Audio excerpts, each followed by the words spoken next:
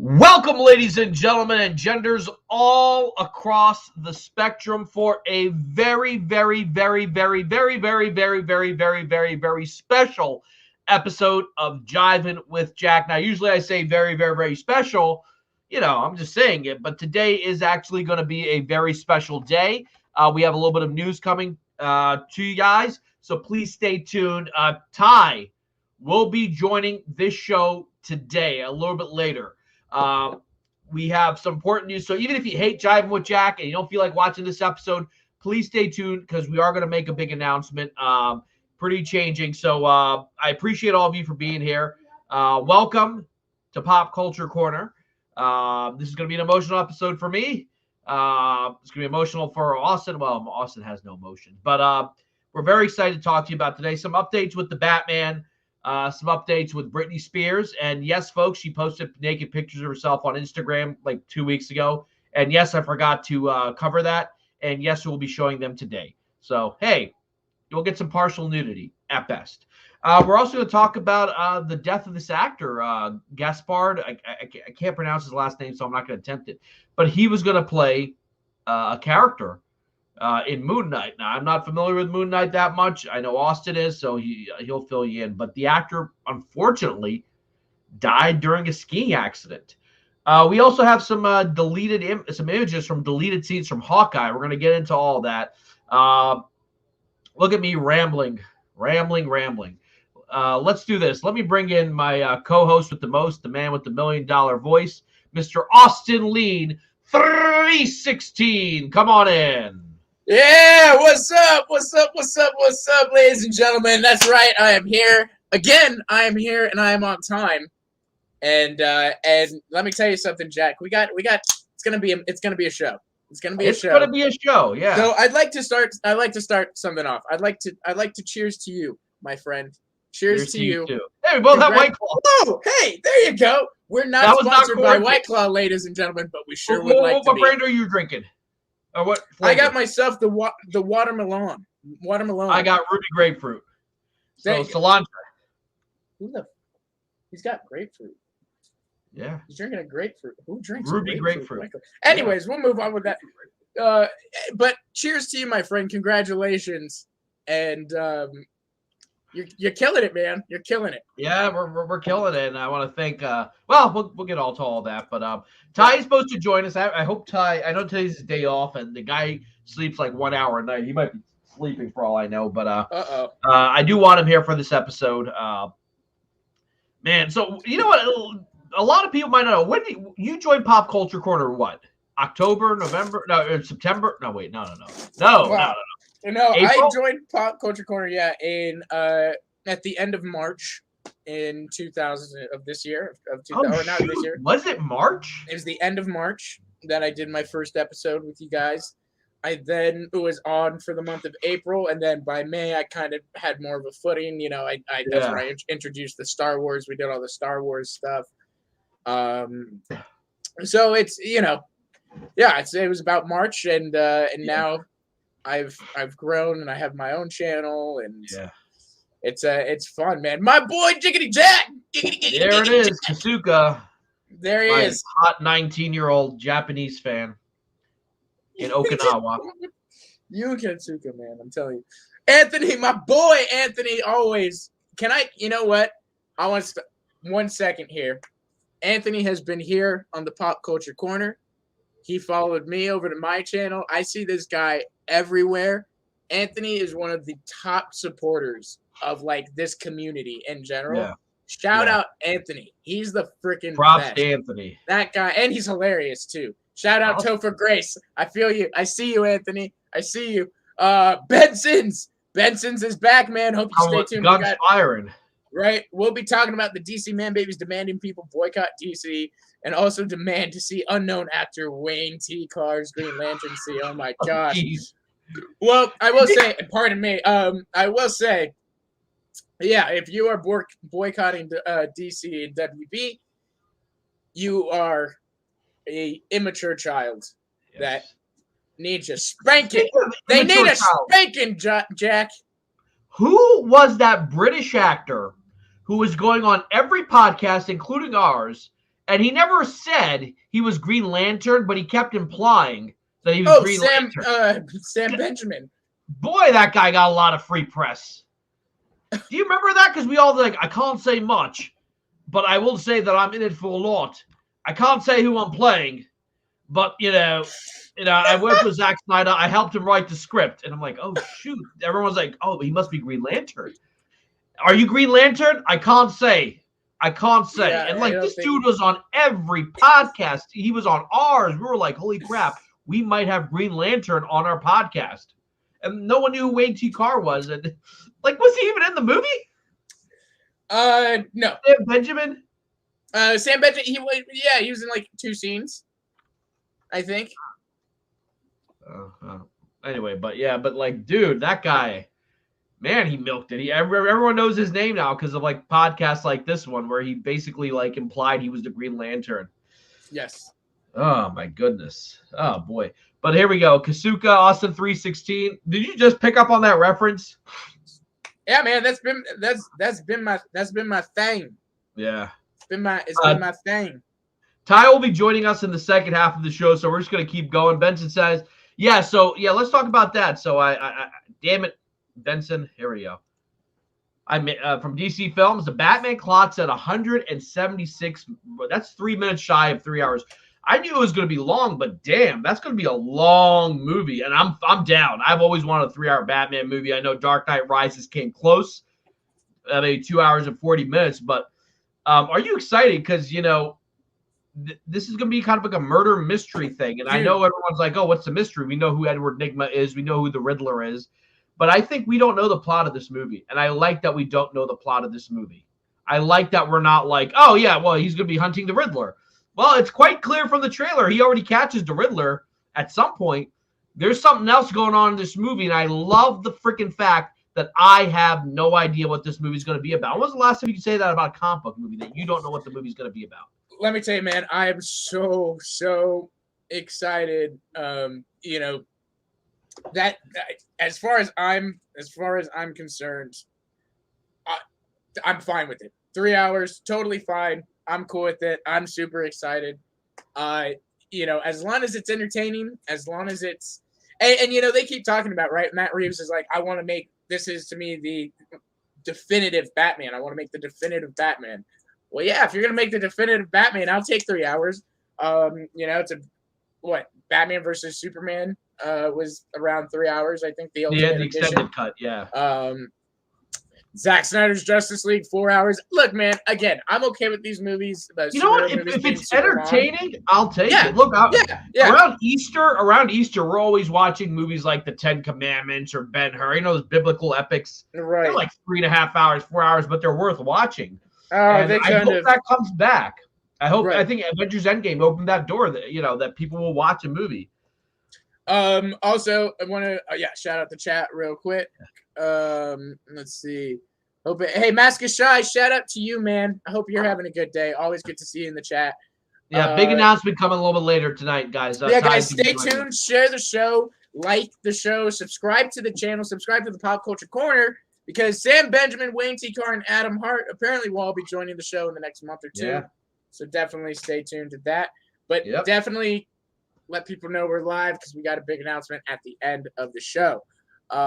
Anthony says Ben is coming to the Pop Culture Corner. Possibly, man. That would be something.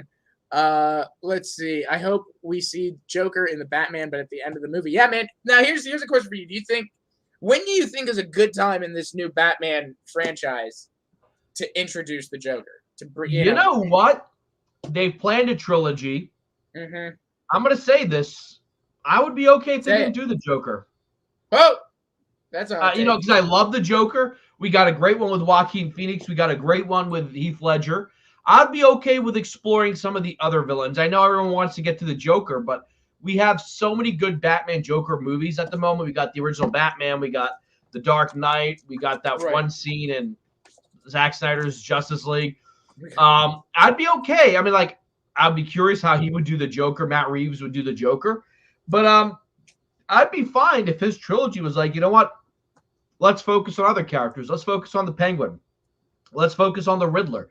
Let's focus on these other, characters, great villain, maybe the Court of Owls. And let's not say the Joker doesn't exist in this universe, but like I'd be okay, you know, a la Batman Begins. Let's not have any Joker. Let's just focus on this story. I know there are some people who are speculating the Joker shows up at the end of this movie. You know, look, I know a lot of people say that, right? There you go. BlackRock says the same thing. I know a lot of people say this. Yeah. But you know, man, I think there are just certain villains for certain characters that if you're going to, especially if you're planning a trilogy or if you're planning a continuation or a universe, right? Superman, Lex Luthor, Batman, the Joker. These guys, the reason that they're around so much is because what is Batman without the Joker? Yeah. At the end of the day, Batman can take out all the rest of his gallery. Yeah. And the Joker's always going to break out. But Batman is Batman because of the Joker. Superman, you know, same thing kind of with Lex Luthor. Lex Luthor is constantly figuring out a way to try and get at Superman. Yeah. So these characters, even though they have rogues galleries, some of them, I think, these villains, especially if you're planning a universe, you have to. They're staples of. They're what makes the hero a hero. Like Kingpin and Daredevil, like you almost have to have Kingpin in every season. Exactly. Okay. Exactly. Real quick, was the Wayne T. Carr stuff filmed recently? I thought Wayne T. Carr stuff was filmed years ago. The Wayne T. Carr stuff was filmed on his driveway. So look. That was filmed recently. This is something Snyder fans won't like, right? But a lot of people are asking, why would WB be mad at Snyder? He's the nicest guy in the world and all that. Well, for legal reasons, they were probably understandably upset that Snyder shot the Wayne T. Carr stuff and the end of that movie of Justice League, the Joker scene, on his driveway. You know, they do have to worry about paying these actors and you know, actors under under SAG and things like that under the union cannot work for free. They cannot. So there was concern there. Zach went behind their back and did all this stuff. Now, again, I think with Ben and Jared and all that, they could maybe get away with it because of the contracts. Those guys signed contracts. Yeah. They signed contracts years ago. Wayne T. Carr, sorry, he's a newbie. He was not intended to be in Justice League all those years ago. He was cast recently. I didn't know that. Yes. My understanding was that stuff was filmed with Affleck way back when. No. And Zach had to reshoot it with a Affleck now because he had to replace Green Lantern, so he had to do it with Martian Manhunter. Hold on. Katsuko Recovery. What was years ago?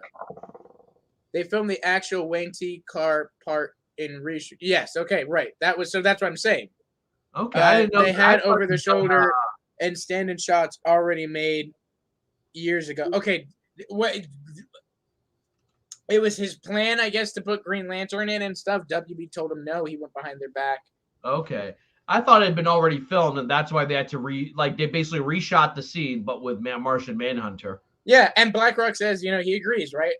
The studio said they told him, dude, you cannot film new stuff. Yeah, and Snyder did. He was smart, man. He did a lot of stuff with CGI and all that. Yeah, the whole Dark Side taking over was no new footage. That was that was a CG. Him in the water with the laser eyes, completely CGI'd. Completely CGI'd.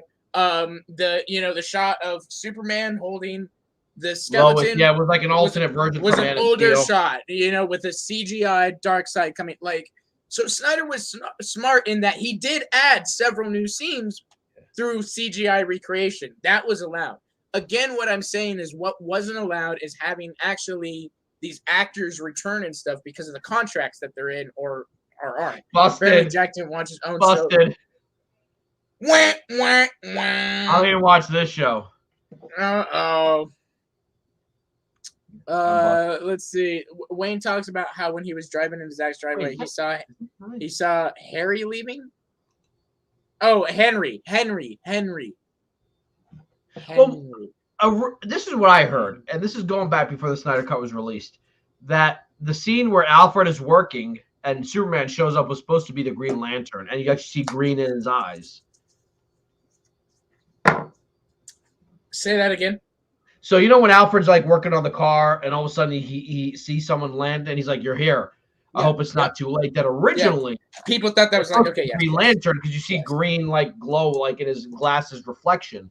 But then they said no, and then he did it with Cavill. But no, I think that the nightmare stuff. I like the nightmare sequence a lot in this one. I thought, and what's crazy is that Affleck and Leto are not on screen together, but that scene was an itch I didn't know I had. Seeing the two of them talk, and he's like, "And when I kill you, I make no mistake, I will kill you." Like I liked that. I actually liked that scene. And Harry Lennox, dude, Harry Lennox would be a perfect Martian Manhunter. I know there are rumors he might be sticking around. I don't know how true that is. I think I get all my sources from We Got This Covered, so, and I trust them 100%. I agree. I think he would make a great. Obviously, he already has. Yeah. But I would love. That's a character, right? Man, there are so many ways that WB could come in and really utilize these characters, right? Yeah. Superman, honestly, if you're afraid of a solo Superman movie not doing all their stuff, guess what? Because it makes sense in the comics. It happens in the comics. Throw Martian Manhunter in there. Those two team up together a lot. Yeah. You can do things like that. Oh, Katsuka. We got this covered. I believe he said we got this covered is very reliable. No. That was joking. Because I said they're my source of information. But what's interesting about the nightmare sequence, a lot of people don't pick up on this. That nightmare sequence in the Snyder Cut is an alternate timeline from the one in BVS. Because in that one, Batman dies. You see Superman reach into his chest and pull his heart out. Yeah. So, and the Joker says, how many timelines are you going to create? So the nightmare sequence we saw in Justice League is another failed timeline. We know it's going to kill them all. Right. So now he's going to, Exactly. Look, it's. Ooh, what do you think about that? This is one that's been peddled for about 20 years. Look, man, Benson's, can I tell you what I really want? I want a movie adaptation of this book, which, Jack, if you have not read this. I have not. I'm going to buy you a copy and send it to you. Really? Can you send me a copy? Because yes. Dude, the art in this book. TWBK, there are rumors that everyone is in the Flash, that Gal is in Flash, that Henry's in Flash. We know Affleck is, but there are rumors that everyone is in it. So, but yeah, man, I want to see an adaptation of this book. Give me Willem Dafoe, Joaquin Phoenix, and fuck it, I'll take Jared Leto. You know what? Jared Leto's performance in Zack Snyder's film was a little more nuanced. I actually like it. If you do this, it's a give and take, right? If you do the adaptation of this, I'll let Jared be in it. You got to improve. I'm okay with Jared. I liked his Joker that I saw in Snyder Cut. He's all right, but Dafoe. I'm not saying he's great, but Dafoe looks like him. He's got that jawline, And you can already see him. Like, think of him in Spider-Man, the way that he's smiling, kind of psychotically. And he does that. Yeah. Oh my gosh, man! Like, he would be menacing as the Joker. I am the source. And he's physically. Guys, come on, really Jack. Skinny, very gaunt. Yeah, physically, he can fight. Hey Siri, how old is Willem Dafoe? Dafoe is DeFriend, Katsuka. That is correct. Dafoe is DeFriend.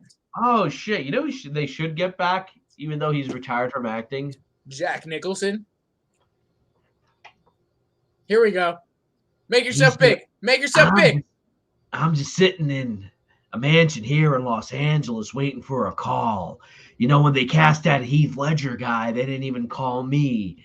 I'm just saying, one call, you got Mikey back to play Batman. All you need is good old Jack to come back. Yes. Yes. You know, he actually said that in an interview. He didn't know about it was a reboot. He's like, I'm upset that they didn't call me back to play the Joker. Like, are you serious? He had no idea that it's a different Batman. Dude, I remember, this is what Batman was one of the first reboots. People were like, wait, how's the Joker in The Dark Knight when he got killed in the first movie? You know, they thought it was like a James Bond thing where like, oh, it's the same story continuing. But anyway. The Batman. Nicholson's got the best laugh because he actually laughs like that in real life. He laughs like that in real life. Speaking of which, I got this. My mom got this at a garage sale, and it's from the 1989 film. I had one of these when I was a kid. I threw it out the window at age 3 in 1991, and I never found it again, and it's been replaced. So that's right, folks. I was alive in 1991 when Terminator 2 came out. Where there is no link. I don't remember the person who said it. So, but anyway, yeah. So let's talk a little bit about the Batman. We got a couple of images that have been released. You know, I'm sure everyone has talked to death about it. I still have an issue, and again, Robert Pattinson is a better looking man than I will ever be, even if I had plastic surgery. But it's just so hard. I can tell it's him because he has a very uniquely shaped head. I'm not making fun of him. He has a uniquely shaped head. And you can just tell it's him. Like, oh my God, that's Robert Pattinson. And I don't know. I know he's going to kill it. I really like that they're going to explore the Selina Bruce Wayne relationship more because they did that a little bit in The Dark Knight Rises. You still there? I'm here. What did you feel about Anne Hathaway's Catwoman? Because a lot of people liked it at the time. I was not a huge fan. She is good looking, but she doesn't ooze sexuality, which is something you need for Catwoman. I'll tell you what. You know what I mean by that? By oozing, it's not enough to be good looking. It's one thing. Think like Adrienne Barbeau. I don't know if you're familiar with Adrienne Barbeau, but like, you know, someone who oozes it, like in almost everything they say, everything they do. You know who oozes like sexuality? Who? Channing Tatum. Yeah. And do you know what's coming to HBO Max? No. In 2000. Channing Tatum. Okay, maybe it's because I'm straight. I don't see it. Hold on. Channing. First of all, say it right. It's Channing Tatum. Second of all, Magic Mike 3 is coming to HBO Max. This is true. Like Magic, there's a third Magic Mike. Channing is writing this one, so that just goes to show people you can be beautiful. And I've heard that, Benson. Jack Nicholson, yeah, that's why he's not. I've heard. I haven't heard dementia, but I heard that he's having memory issues, which is why he can't remember scripts anymore. Right. Exactly. Yeah, I'm not a big fan of The Dark Knight Rises. And it kind of sucks because the last movie he did was trash. What was it? How do you know with Reese Witherspoon? Is that the one where he plays like a editor or something? He's like Paul Rudd's dad. Oh, okay. Yeah. What he did before that. Was I actually liked it a lot. It was decent. It was called The Bucket List with Morgan Freeman. So good. That was good. And then right before that, he did The Departed, which might be his last great movie. I mean, The Departed to me is one of my all-time favorite movies. I think I've watched that movie probably like 50 times. It is. Yeah, it's also Scorsese's only movie that has like a traditional narrative to it. Like there's like a first day. You can tell where the movie that is true and stuff. But it's just something, obviously from the performances to the reveals and things like that, and the buildup of like tensity between the characters because there's a lot intertwined in that movie. It's so great because it's great as an audience member, right? All the stuff the characters don't know, and you're just kind of stressing with them. So The Departed is great film. So look, I know Benson's The Departed is based off I believe a Hong Kong film. Right, yeah. Yes. By the way, folks, support Hong Kong because Hong Kong cinema is about to change. The Chinese government is really cracking down on Hong Kong. Hong Kong had some great cinema because they were independent of China. Right. And we still appreciate the money that Xi Jinping is sending. Thank you. Yeah, exactly for me. No, I would definitely watch it. But what scene always kills me? I look, man, I love that. I know it's a remake. And it's got some flavor to it. My favorite scene that always kills me is with Alec Baldwin. Remember when Nicholson is making a deal with the Chinese, Yes. And like they call in Matt Damon at the last time. I was like, listen, this just happened. So we're doing this sting operation. And he's like, I'm sorry, it just happened. I'm going to grab a smoke. You smoke. You don't smoke. You want those fitness freaks out? Go for yourself. Like he just walks off camera. I love that. Caden's feeling a little bit better. Caden's doing fine. He's on vacation. He's taking some time. Look, he's got a lot going on. He's Gen Z, man. They take like 10 naps a day. So yeah, no. But it's good. Caden works really hard. I don't think you guys know is probably out. Like Caden works harder than all of us. Honestly, Caden is a producer for like every YouTuber. He's a producer for my channel. He's a producer for this channel. He's on all of my shows. He's on all of Ty's shows. He's with on Doom Poindexter Lounge. Erotic, Poindexter Lounge. He does a lot. He even runs a lot of research. Social media as Caden. Yeah, so he's taking a much needed break, and he'll be back. He'll be back next week, and stuff. But it's I don't think people realize, because like he streams with Enosh and Jarbo, and those guys go for 3 hours and stuff like that. I know we're just sitting here talking and stuff, and it doesn't seem like it takes a lot out of you, especially those long streams. So like a break is needed. So that can't be true. Is that true? Is that true? A Godzilla spin-off series at Apple TV. Oh God, no. Are you serious? I'm looking into this right now. I'm looking it up too. I hope this is not true. Oh my God, it's true. Apple TV lands Untitled Godzilla and Titans series based on legendary MonsterVerse. Why am I not seeing it? TV spin-off Apple TV. Why am I not finding this? Reported by Deadline. It's true. Following the events of the 2014 Godzilla film, the series explores one family's journey to uncover its buried secrets and legacy, linking them to the secret organization known as Monarch. Okay, folks, you know what that means is Godzilla's not going to be in it. Like, he's going to be in it like twice. Yeah, Godzilla's going to be in it twice. Like, beginning and then the last episode. Yeah. So it's not going to be. It's going to be like they're Gotham. trying to set up their numbers, Yeah. Well, we'll see. You know what? It's so funny when we were covering Godzilla and Mortal Kombat. Somehow that seems so long ago. When those movies came out, and our team was covering it. It was me, Ty, and Justice. And but that's crazy. But anyway, let's talk about Pattinson for a second. Pattinson regrets his joke that he made about not really working out, because the rumor was that he was not working out and that they took time off and they used I can't use the word or else we'll get demonetized, the contagion as an excuse for shutting down production. But he actually himself was not getting in shape. And I gotta say that, look, all actors are in shape to some degree, but I have to admit that his physique has not impressed me. I know there's plenty. He's a young Batman, which means nothing. All right. Arnold Schwarzenegger won Mr. Olympia at age 22, and Batman works harder than Arnold. But, I don't think he would look good buff. But anyway, here he says. Hold on, real quick. I just want to say, because I was talking to Bradley. Bradley says Godzilla's going to be in it. Like, this is a big deal. Toho doesn't let them, like, doesn't let people. Toei. They don't let people touch their stuff. So, like, for this to happen, it's not going to be Godzilla shows up twice. Like, he's going to be a part of the series. Did you ever see the Godzilla anime? There was a Godzilla anime? I think it's an anime, yeah. Humans returned to Earth thousands of years after Godzilla destroyed it, and they come back, and Earth has evolved, and it's moved on. What? They've been in space. It's an anime. And when they get there, humans come back. Godzilla's still there, like thousands of years later. It's really good. It's made by Netflix. Is it Netflix? Oh, yeah. Is it good?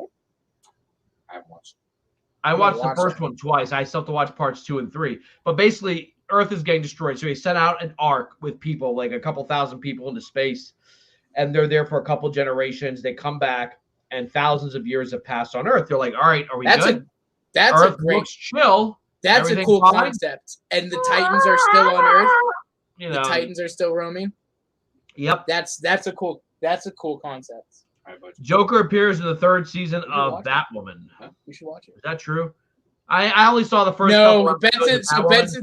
I think Benson thought that Anthony was joking, like we did, and I think he just put that in.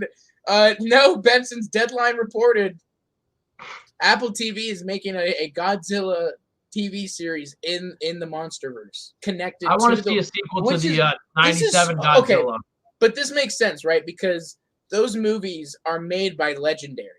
Now they're distributed by Warner Brothers, made by Legendary. So Legendary can make that deal with Apple and still have it connected to those Warner Brothers. And still have it connected to those Warner Brothers movies. Holy crap, this is a big freaking deal.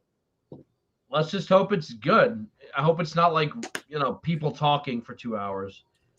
I have Apple TV, and I don't think I've ever watched it. It's great, man. When I got my iPhone. Hey, can I go on a little tangent here? Go ahead. All right. The Tragedy of Macbeth on Apple TV. Wait, the one with Denzel? It with Denzel Washington. That's on that. I thought it was in theaters. No, it made it onto. It is on it's one of my favorite movies ever. Now, is it a retelling of the book Macbeth, with the same language? So it's a mixture. So the language is a mixture. It is very Shakespearean, but they simplify it a little bit, so it is more understandable and stuff. I knew that was Ty. I'm telling you right now. Do not sleep on the Tragedy of Macbeth. First of all, if you're not into Shakespeare, I totally understand. Still watch it. It is one of the most entertaining movie Shakespeare adaptations. Who's not into Shakespeare, man? That's weird. Bradley's not into Shakespeare. Oh, okay. I just outed. I mean, it's not like I read Shakespeare all the time, but I loved reading Shakespeare. Jack was like, "Who's not into Shakespeare?" And I was like, "Bradley." Yeah, I hate Shakespeare. Yeah, Bradley's hot take of the day is he hates Shakespeare. So there you go. Okay. Well, you know what, who I hate, who I do not like, famous author, Charles Dickens. I struggled through A Tale of Two Cities, and I'm a big fan of the. What about Scrooge? A Christmas Carol. Oh, that's good. About Christmas Carol, I like the story, but I've never read it. I tried to read A Tale of Two Cities, Oliver Twist. I could not get through them, and then the other one, I know the Irish get mad about this guy, but James Joyce, I cannot read Dubliners. I've tried to read Finnegan's Wake. I've tried to. I'm like, you know what? And I'm like, oh my God, why are they considered great writers? And then part of me feels stupid for not getting it. But with Shakespeare, I get it. But I don't know if you guys ever read James Joyce, Dubliners. Benson's wasn't joking. Really? The Joker will be in season 3 of Batwoman? Joker is set to be in season 3 of Batwoman. Well, if it's a color actor, how would they know? Whiteface, right? It's gonna be fine because it's whiteface. So is this the morning show? I don't know what that means. The morning show is great. The morning show's well, that's. Oh, I thought he was taking a shot at us. Was this the morning show or something? No. The morning show on Apple. That's what I'm saying. Don't sleep on Apple TV. They got the Tragedy of Macbeth. They got the morning show. I thought Sam was taking a shot at us. No. Morning pod was more loosey goosey with the topics. He's like, so is this the morning show now? Anthony says he Halloween 5 is better than Scream 5. Tell him not today. I haven't seen Scream 5, guys. But I like Halloween 5. I'm a huge fan. I'm a huge fan of all the Michael Myers movies. I like Halloween. I like Halloween 6. There are dozens of fans across the globe. Tens of fans. Paul Rudd's very first movie, The Curse of Michael Myers. Bradley says not today, Anthony. Not today. He says, and he knows you're lying. Benson says Nick Cregan will play the Joker in season 3 of Batwoman. I watched the first 3 episodes of season 1, and then I heard Ruby Rose left. I'm like, okay, so I'm not investing myself in this show anymore. That's man. This whole thing of not having Batman on the CW shows, but in all honesty, look, CW's dead. They're trying to sell that thing. The CW's, those shows are gonna die, man. It's on its way. It's on its way out. They need to take some of the MTV shit out, with the romance, because sometimes the romances are just not. You can do romance well, but a lot of the romances, I'm like, move on, get to the story. What the hell is the name of Green Arrow's like secretary, who is maybe mentioned in the comics 5 times, but she's like a main character in the show. What the hell's her name? She's his wife in the show. In what show? Green Arrow or The Arrow. I don't watch Green Arrow. Oh, I've never watched any of the CW shows. Marries him and becomes like his second half. I'm like, and people like are really obsessed with these two actors to get together in real life. So much so they went after like.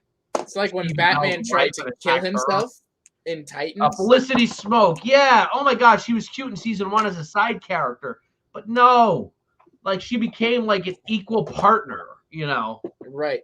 In the show, and I'm like, give me 1 second, I'll be right back. Dude, Black Canary is right there. Right there. And then you go there. But anyway, so okay, now that Austin's gone, we can talk about Batman again. But anyway, so let's talk about this. Robert Pattinson is going to be joining Bong Joon-ho, the director of Parasite, for the next film, which Deadline reports will be based on a sci-fi novel titled Mickey 7. With Bong set to write, direct, and produce a new adaptation. You know what's funny? As someone who's a huge fan of Korean dramas, I still haven't seen Parasite. I'm told it's good. I have it available streaming on one of my apps, but I still haven't sat down and watched it. I love Korean dramas, but I like the idea of more foreign directors because they have a different perspective and sometimes have a different approach to film. Guys like Guillermo del Toro, you know, or even video game directors like Hideo Kojima. But yeah, so Pattinson, he's not going to be hungry for work.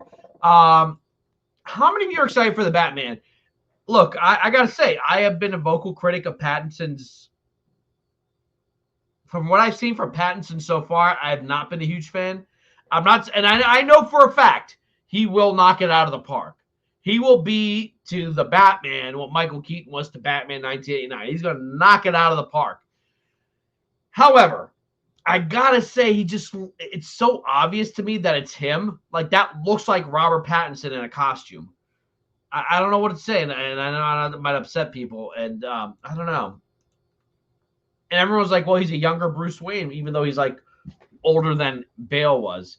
But, yeah, so, and he looks really gaunt. I've always hated that about Pattinson's physique. He looks really gaunt. He does not look like he can take on multiple people.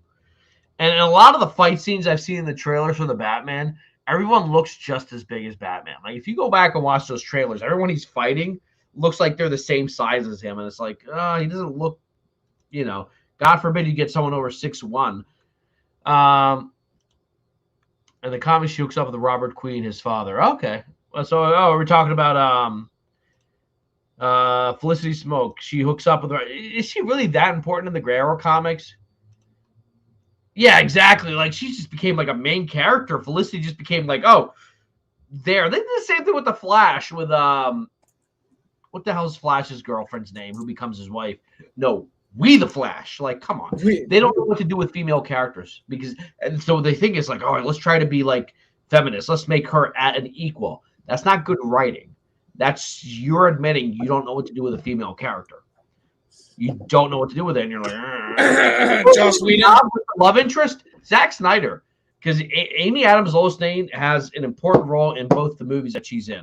It's only really in Justice League where she kind of doesn't have much of a role until the third act, but yeah, she became much more involved, and I kind of got fed up with her. Bradley, it's not blasphemy. If I position myself in the middle of the chair, I would make a great Ming the Merciless. Who the hell is Ming the Merciless? Is that the guy from like the 50s or 60s? Yeah, I was right. Ming the Merciless. Yeah, I got it. I see it. Yeah. Flash Gordon. Okay, yeah, I know who you're talking about. Not a major fan, just a fun factoid. Hey, look who's here. Integrity 101. Zack Snyder's Justice League 2 is inevitable. I pray. I'm still hoping. I think I'm the last one on this team holding out hope. But I'm not boycotting. I'm not going to see anything else. Look, if The Flash sucks, I'll be the first to say it. If you've been watching my show, I am not holding back with shows I did not like. I've been very tough on Marvel. And if The Flash sucks, I'll be the first one to say, yeah, it sucked. They should have kept going with Zack's vision. But until we see it, we cannot make a judgment. We have to see it. Now, if the movie is critics and audiences like it, and you still hate it. Because I see people hating on Spider-Man No Way Home. People are like, oh, it wasn't that great. I'm like, all right, okay. You didn't like it. But it seems like they're trying to be contrarians. You know what a contrarian is, Austin? Say what? A contrarian.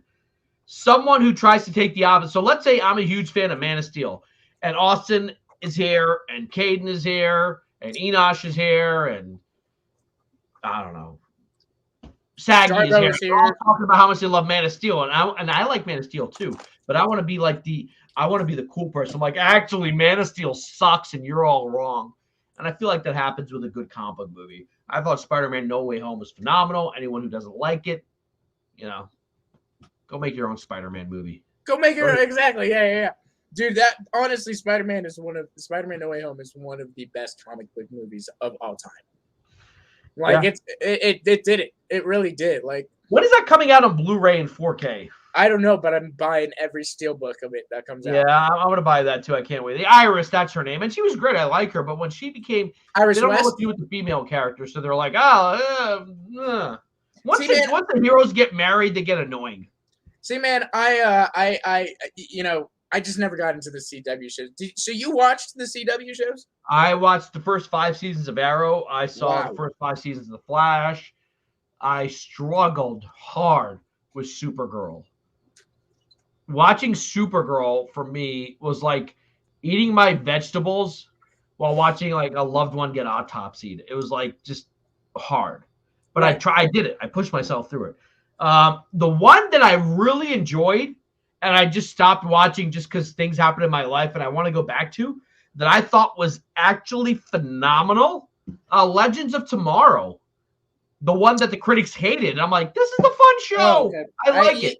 That was the one that brought Brandon Routh back as... No, Brandon Routh came back in Arrow as Hank Pym. Or not Hank Pym. Whoa. Ray Palmer. The Atom. In fact, they did the whole Atom becoming really big before Civil War. And then from there, they put him in Legends of Tomorrow. They took all these ancillary characters from like The Flash, from The Arrow, and then put them in. T.W. McKay. No, it is not vodka. It is a ready-to-drink margarita wine cocktail. You know what? If I had money, I don't know where Integrity lives, but I'd love to set up like a sock and bopper match. The sock and boppers, those balloon type things. Just have Benson and Integrity just fight each other in the middle of a ring, and then at the end of it, they kiss. Like just very romantic. It's actually a romantic comedy. I think they're brothers. I'm telling you, I think they're brothers. Trash Point movies go. Yeah, but Anthony, you don't know if it's not going to be good or not because who makes Andy Machete? I don't think he's going to make a bad movie. I don't think he's going to make a bad underwhelm. But it might underwhelm, but I don't think he's going to make a bad movie. I will say this. I don't think it's going to be necessarily a bad movie, right? Because I talk about this a lot, right? There are movies that are not, they're good quality, they're good story. They just don't hit. And I think that's what The Flash is going to be. For example, I don't think the emotion of Michael Keaton and all of that is going to hit necessarily, unless I'm wrong, unless the story is done really well. Unless I'm wrong and the story's done really well, I don't think it's like, and I hate to compare it. I know we talk about not comparing it, but it's not going to have the same impact as like No Way Home and how they used nostalgia and how they. But it could build something. The Flash will not be No Way Home. No. The Flash will not be Civil War or Infinity War. You know what it could be? It could be Iron Man 1. The new foundation that builds something else where people are going to be like, I want to see more. Because that Iron Man 1 movie was the movie that said, okay, here is the movie. It got great reviews. People were like, yeah, I want to see more. I want to see more of this world. Do you think it's going to be a foundation? For whatever the next phase of the DCEU is. Meaning like it's going to be the new foundation. It's going to be what Man of Steel was supposed to be, like the foundation upon which the rock upon which the church is built. So if Warner Brothers is building a new DCEU, this movie could be the movie that, okay, this is a new world we're building. And here's no, here's Batgirl. Here's Supergirl. Yeah, I mean, look, man, and I don't know if you heard too. DC announced that there's going to be a comic run of the Flash that leads into the movie. The cover's even drawn by Andy Muschietti and all of that. It kind of seems. I don't know if you remember what was my big complaint about all this, that it's not comic accurate. There's no Justice League like this in the comics.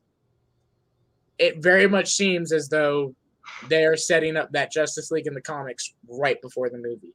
And you know what? Again, I'm not crazy about it, but I'm open to the idea of that connectivity, right? Of I am reading a comic. Right. Sell me. They could very well say they could make this really good. Right. But you have to sell me. It can't be like, look, person of color, look, woman. Yeah, exactly. No, you have to tell me. You have to tell me that these characters can replace Batman and Superman. Yes. And maybe they will. Maybe I'll be like, because I'm open to it, and it seems like you are too. We're not like dude. Tito, you put dirty thoughts, dude. Batgirl and Supergirl in a pillow fight. Bow, bow, bow, bow. Say, Jack, that's misogynistic. That's a big sexist. It's a big crude. To that I say, welcome to Jivin With Jack, episode 64.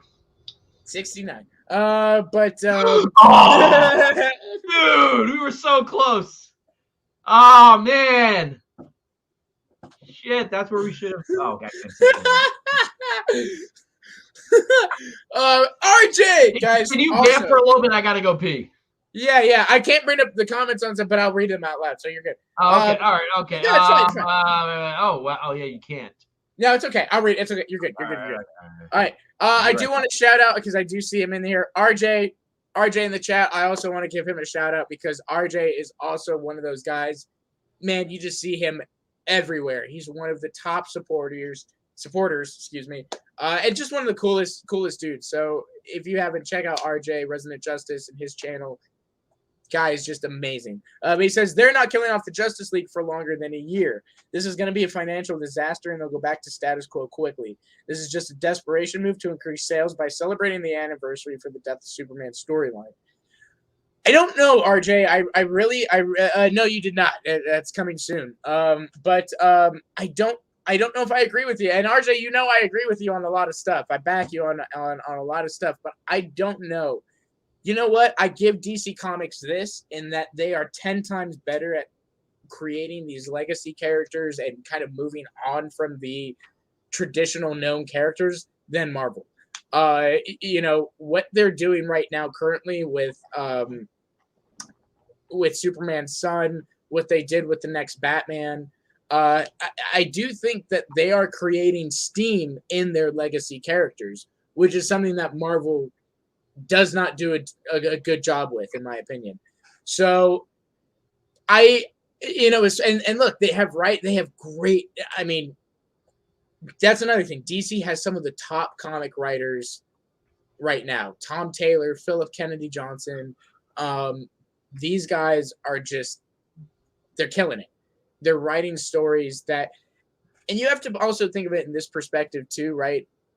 There's a whole new generation, whole new group of kids just like us that grew up on all of these comics and stuff that are going to be reading Son of Kal-El, that are reading the next Batman, that are reading the Wonder Woman continuation, you know, that are going to connect with these characters on the same level that we did with the original.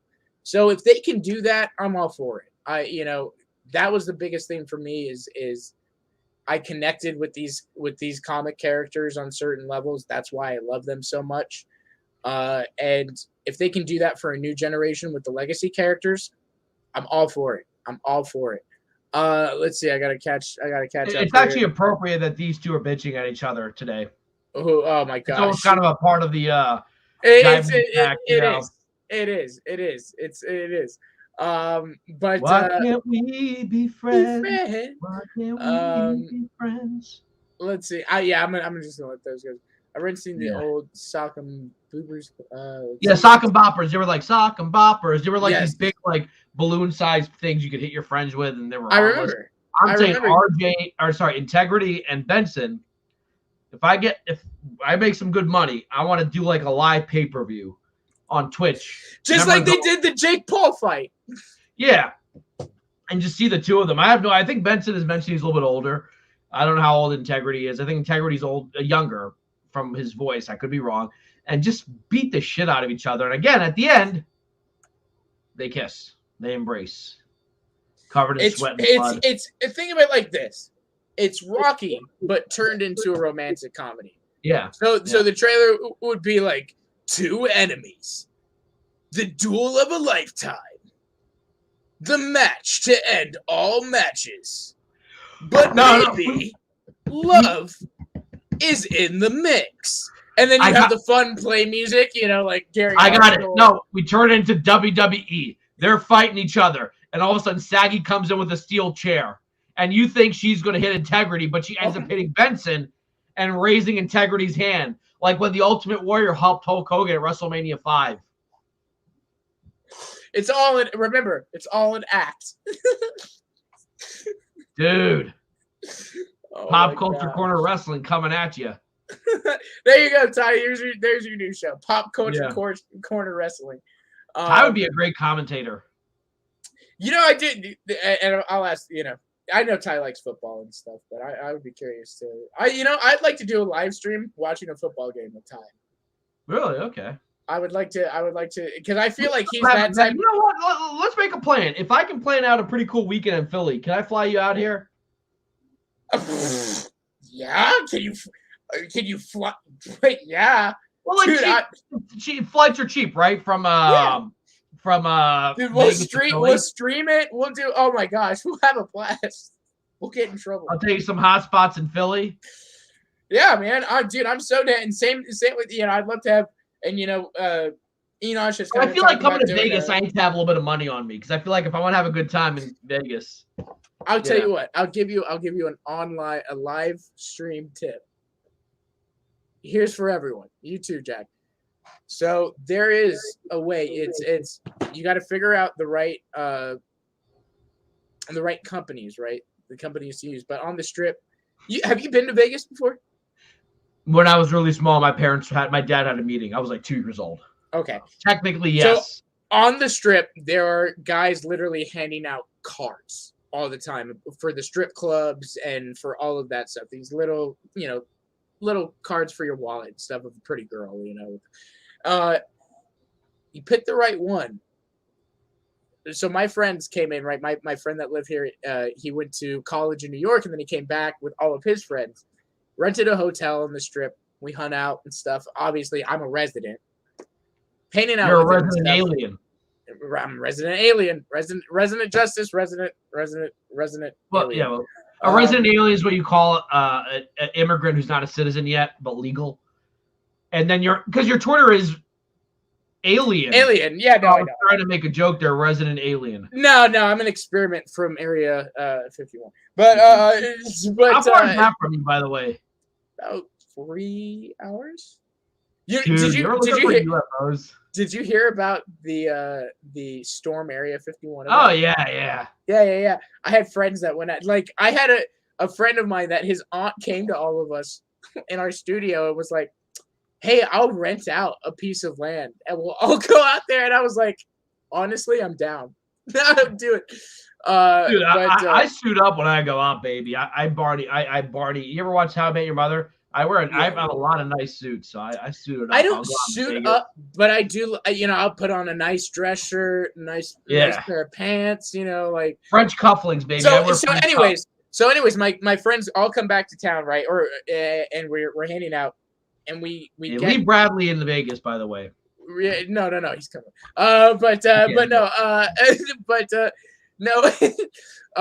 We get basically free limousine and free entrance and free drinks. Really? Like 3 different strip clubs. And it's all because these guys are trying. Yeah, that sounds better than what I can do for in Philly. I was going to take you to a speakeasy.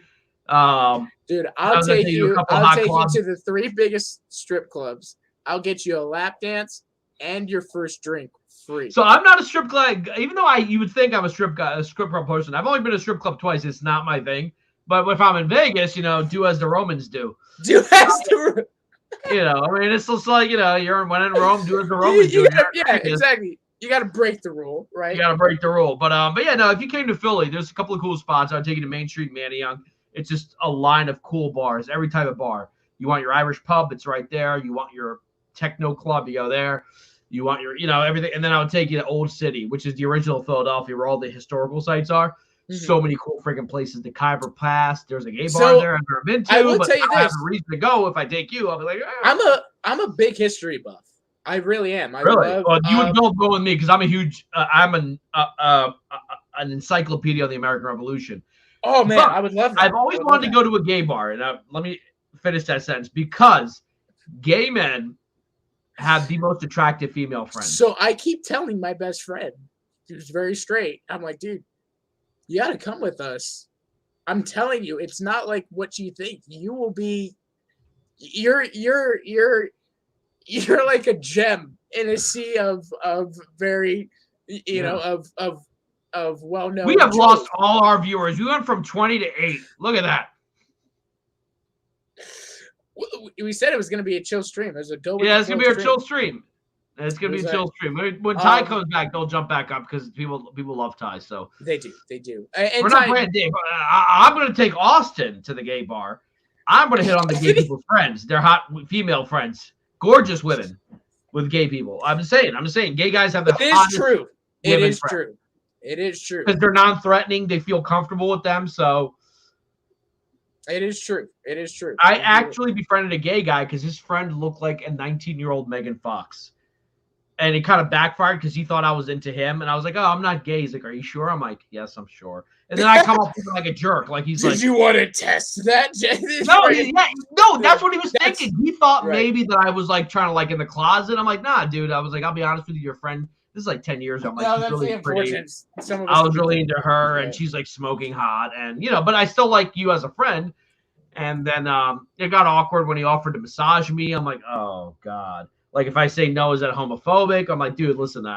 He's like, I didn't say I was gonna, have sex with you. I was like, no. Look, I like your friend, and you were kind of an into that friend, but you and I became friends. But I'm not into you. Sexual politics is very complicated. Hope my mom's not here. Huh. But yeah, the Batman looks great. I think we need to stop talking about sex. But what was that? Whoa. Will we get demonetized if I show these? I mean, where's the video of me writing the? Oh yeah. We have a mechanical bull here in Philly. So. I just want to see some tongue. I just want to see some. I'll pay for it. Just give me some tongue. Get the tongue in. Happy birthday to you. See, now that's the thing. Can I tell you a story? So we have a very dear friend of ours. His name is Father Ray Emmons, the first African-American ordained priest. He's like 70 years old. Totally chill guy. Comes to visit, and he's like, Jack, I want to see your show. You keep talking about your show. Oh, no. I show him a random episode. Oh, no. 5 minutes in. I just want to see some tongue. I just want to And I immediately stopped it. Oh, Jack. Luckily, he didn't know what was happening. I'm like, oh, something happened wrong with YouTube, Father. I think podcast for a 1 gig connection. I don't know what happened. But that came up while I'm showing him what my show was like. And I realized I could not find an episode of a show. Oh, there we go, Adam Silvestri. Guys, we have a big announcement coming up.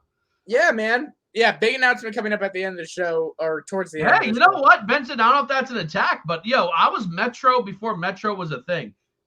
I was. But no, man. So you mentioned your big American Revolution and that and the Civil War, like the American Civil War. I love the American Civil War. So have you ever been to Washington D.C.? Yeah. Dude, I love. We should do, if we ever can afford it, we should do a Jivin With Jack goes to Washington D.C. Yeah, and try and do like funny episodes, throughout but like include history and all that. Yeah. We should do a tour, dude. I'll take you on the tours, and I'll give you a better tour than tour guides. I mean, I'll set it up. We'll see the Liberty Bell, Independence Hall. I mean, like it blows my mind that the Declaration of Independence and the United States Constitution were all in one building. Yeah. and I know people, it kind of upset when people were like, well, they weren't woke. I'm like, yeah, they weren't, but the words they wrote all across the world, people use the Declaration of Independence as a way for liberation, whether it's South Africa, whether it's Hong Kong, whether it's India from the British. They use the Declaration of Independence to say, no, we have rights. And we don't want anything to do with you. Declaration of Independence, sorry, Benson, is arguably one of the most important documents. Everything from women's rights to civil rights. Martin Luther King would quote the Declaration of Independence. He'd be like, I read somewhere that all men are created equal. Well, that's the thing, right? People try to Hey, bring up these days. Sandro. And yes, it is Bene. true. And yes, it is true, right? A lot of these guys that wrote it and all that probably did have slaves and probably did have and were a part of all that, right? But that was also the fact is it's the attitude, right? It's the intention. It's that this may not be good now, but we're trying to prevent this from the future. And they did. For the time, it was revolutionary, no pun intended, like those ideas. And those ideas, freedom of speech is the reason every good thing has ever happened in America. Nixon, Anthony. The answer is Nixon. My opinion, greatest president of all time. I was going to sound cliche, but I can back it up. I would have to go with Lincoln. John F. Kennedy. For you, Kennedy? Kennedy's like up there for me. A lot of people love Kennedy's Kennedy for the wrong reasons. I love Kennedy for the right reasons. Very anti-communist, pro-capitalist. Yeah. The way he handled the Cuban Missile Crisis might. I have a picture right here, right above my camera. There he is. Hold on, dude. Kennedy. I did several papers in school on Kennedy and all that. Amazing. For me, it was that he was literally the best of both worlds. Yeah, he was the best of the Democrats, and he was the best of the. Why are we getting into politics? But Kennedy was good, and I think one of the greatest losses of America was the death of his brother. I think his brother was starting something, and he got killed too. Yeah, I think that's a conspiracy too. I'm not going to get into that, but I think they killed his brother too. Guess what happens at the end of this year? And hey, Jivin With Jack will probably still be going, so we'll definitely be covering it. December 2022. Officially, all of the documents, JFK. Oh, I thought you were talking about the midterms. I was saying there's a red wave coming, baby. All of the documents. TW getting upset. My next favorite president. It's right, yeah. Theodore Roosevelt's up there for me. I love TR. I love TR. Okay, no, not that one. Not FDR, but FDR is up there. But FDR I have issues with. FDR, yeah. FDR could be one of our greatest presidents, but what he did to the Japanese was like really dude, not cool. But no, at the end of this year, dude, all the documents on JFK are supposed to be released, like all of it. Yeah. Like you know how they released. All right, Austin, I got one more question for you. You're younger than I am. Greatest president of your lifetime. You were born in what, 95, 96, 90? 97, yeah, 97. Oh, so you don't have that great. Of my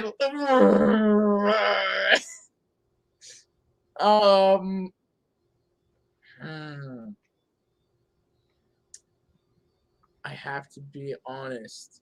I disagree with some things. But look, I do believe, right? If you're the president, the way that you conduct yourself is important. The way that, and so. Oh my God, are you going to say what I think you're about to say? I think I am. I disagree with some things. I do. But I do think President Obama is. Oh! The way you set that up. The way you set that up. I thought you were going to say my third president. No. No. I can't. No, absolutely not. Say it. Say it. No. Last. I mean, yeah. See, that's the thing. In my lifetime, I had Clinton, Bush, Obama, and Trump. See, TW, same. So pass. I'm kind of with TW on that one. Hey. Pause. Agree. Anthony Trump is a bum. He sucks. Go down. But again, Jermaine, first time viewer. Welcome to Jivin With Jack, and what a hell of a day, folks. We have a huge announcement. We're just waiting for Ty to join us so we can make that announcement. But Ty, as you know, always starts things on time, so he should be here in the next 5 to 7 hours. So I was born in 87. If I'm trying to be empirical about this, not about who I like the most was Obama. But I think the best president of my lifetime, number one, was Ronald Reagan. Number two was Bill Clinton. Now, Bill Clinton is a sleazebag, but his actual domestic policy, he gave us one of the greatest economies the United States has ever seen. Sleazebag, but great on the economy. I don't want to say who my third favorite is because I think that the viewership is going to drop even quicker than it is now. Let's just say huge announcement. Huge. Well, let's just say, let's not go there. But I'm a Canadian. So what do you feel about Trudeau? And have you heard the conspiracy that Trudeau is actually Castro's son? Oh, if you look at young Castro, I don't know.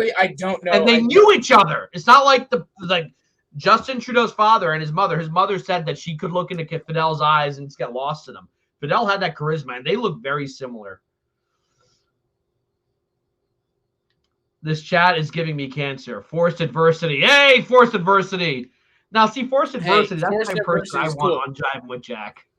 No, hey, shout out Forced Adversity. I think I've maybe done like one stream with you or met you once. But hey man, he or she is against forced adversity. Okay, I read that as diversity. Whoops. No, but no, I love what he's doing. He's actually doing this thing right now where he's like integrity. If you are not into the drama that we all like to get ourselves into, Jack admits it. He likes the drama.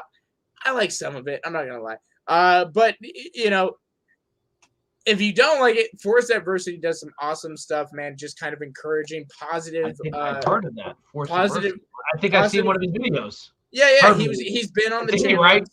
He's very cool. He's a great guy.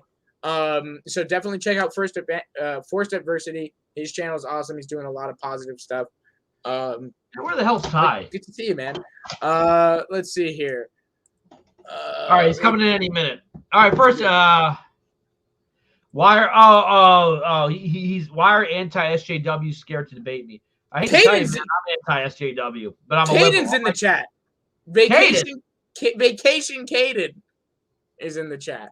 Yeah, his video on Flash Gordon is awesome. I saw the '80s Flash Gordon film, and I've seen some of the serials. I'll be right back. Nick Carr, good to see you guys. Yeah, go away. No one wants you here. This is how the show should be.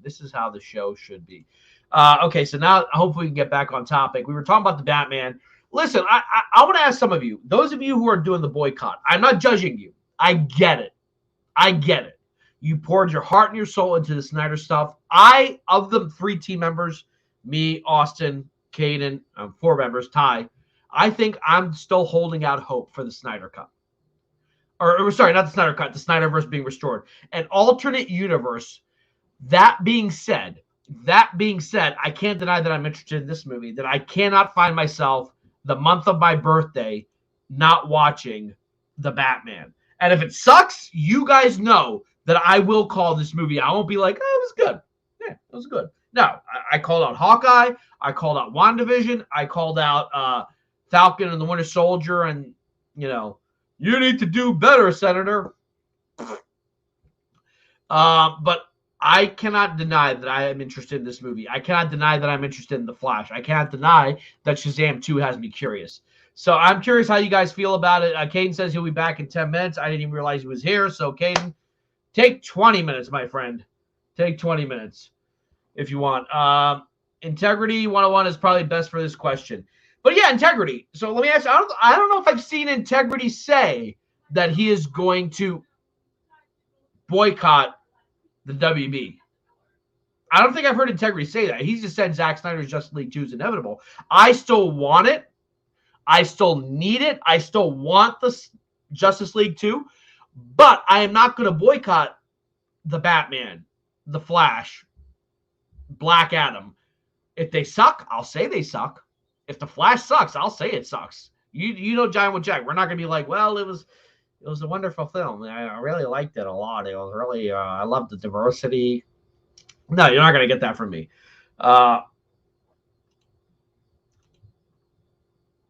Wasn't Goodfellas made by Warner Brothers? I could be wrong, but wasn't Warner Brothers the distributor for Goodfellas? I could be wrong. Man. I'm actually looking it up right now because I'm kind of curious. The Niro studio. Where's the studio? Distributed by Warner Brothers. I was right. Benson. Warner Brothers already has a Goodfellas. It's called Goodfellas. Yeah, so you're not, Integrity's not, I've never heard Integrity say that he's boycotting. He wants the Snyder cut like I do, or Snyderverse restored like I do. I saw my fingers crossed for that. I still go to church for it. I'm like, God, please give me that, please. But, and basically, yeah. But on the other hand, if you want to boycott, that is your prerogative. But I think you might miss out on something good. That's all my thing is. Oh, Ben says interesting. Boycott is fine, but boycotting things before we see trailers. Yeah, wait till you see the movie. Well, I mean, I guess if you're seeing the movie, you're not really boycotting. But yeah, I don't think Integrity ever said he was boycotting. Oh, I meant DC's Goodfellas. Okay. I'm not until I see it. Jermaine Frost, what a hell of a time for you to come back. Oh, look who's back. Look who's back. I have to put up. Can I tell you something? When I wanted to do Jivin With Jack, I just wanted it to be me. Just me. Like this. But Ty's like, you got to have a co-host. So. He loves me and he knows it. He knows it. He just hates to admit it, okay? He loves, he sends me good night texts and good morning texts. He does. Just because I hope you don't wake up in the morning. So I'm like, oh. Hey, so Britney Spears' lawyers team is accusing, I love her so much. God bless this woman. You know what? 11-year-old me is going nuts right now when she posts stuff like this. Be free, woman. Be free. Be free. Keep posting pictures like this. I love you. I hope your dad goes to hell. But apparently her dad was having an affair with her manager, and that came out. I mean, like, bro, did you hear? Keeps getting better and better. Did you hear? It does keep getting better. Did you hear Jamie Lynn? Apparently, and I haven't seen this. Did you hear Jamie Lynn is like is apparently did some YouTube video where she says that Britney like says she's cool or whatever and really that. But I gotta look into that. But that's I gotta look into that too. But finally, the moment we've all been waiting for, we are being joined by Tyler Roberts. Yes, in his $3K $3 camera. $3 camera. Yep. What's up, guys? What's up, man, dude? Look at your you. Your hair is nice longer than it normally is, and I like it. Right. My hair is what? It looks longer. Yeah. It's in its. So usually what I'll do is I'll get a cut once a month. But right now, the girlfriend, she said, I like when it grows out. So I'm doing a cut once every month and a half. And then towards the ending, like that after the month, and then we're at that half point right now. It's at like a perfect length, and I agree. I like it. It looks good, man. It looks good. And like I said, the Pop Culture Corner is going in a new direction. So suit every episode. Whoa. Yep. So ooh, yeah. Listen. I've been dreading today for a multitude of reasons. And don't make me cry on stream. I'm already getting emotional, man. It's been a long ride. It's been like I said, I'm gonna get emotional too. I've been dreading it. I've been dreading today, but I think it's time. I'm gonna let you do it. I'm gonna let you do the announcement, and I do have things to say after, of course, and I have an announcement of my own to make as well. So why don't we kick it off? Let's go. Let's do it the right way. We got the microphone right here. And guys, if you haven't already, share the show. Now's the time. Big Yeah, now's the time. So I want to say I always wanted to do something like this. You know, let me get rid of these damn lights. I always wanted to do something like this. Go on YouTube, give my opinion like all of you. And it wasn't until I was on Facebook one random day after the Snyder Cut was announced that some kid is posting on a group that he's starting his own channel. And I said to him, dude, I'll watch your channel. Maybe I could be your first guest. It was kind of tongue-in-cheek, but lo and behold, a couple months later, I became his first guest.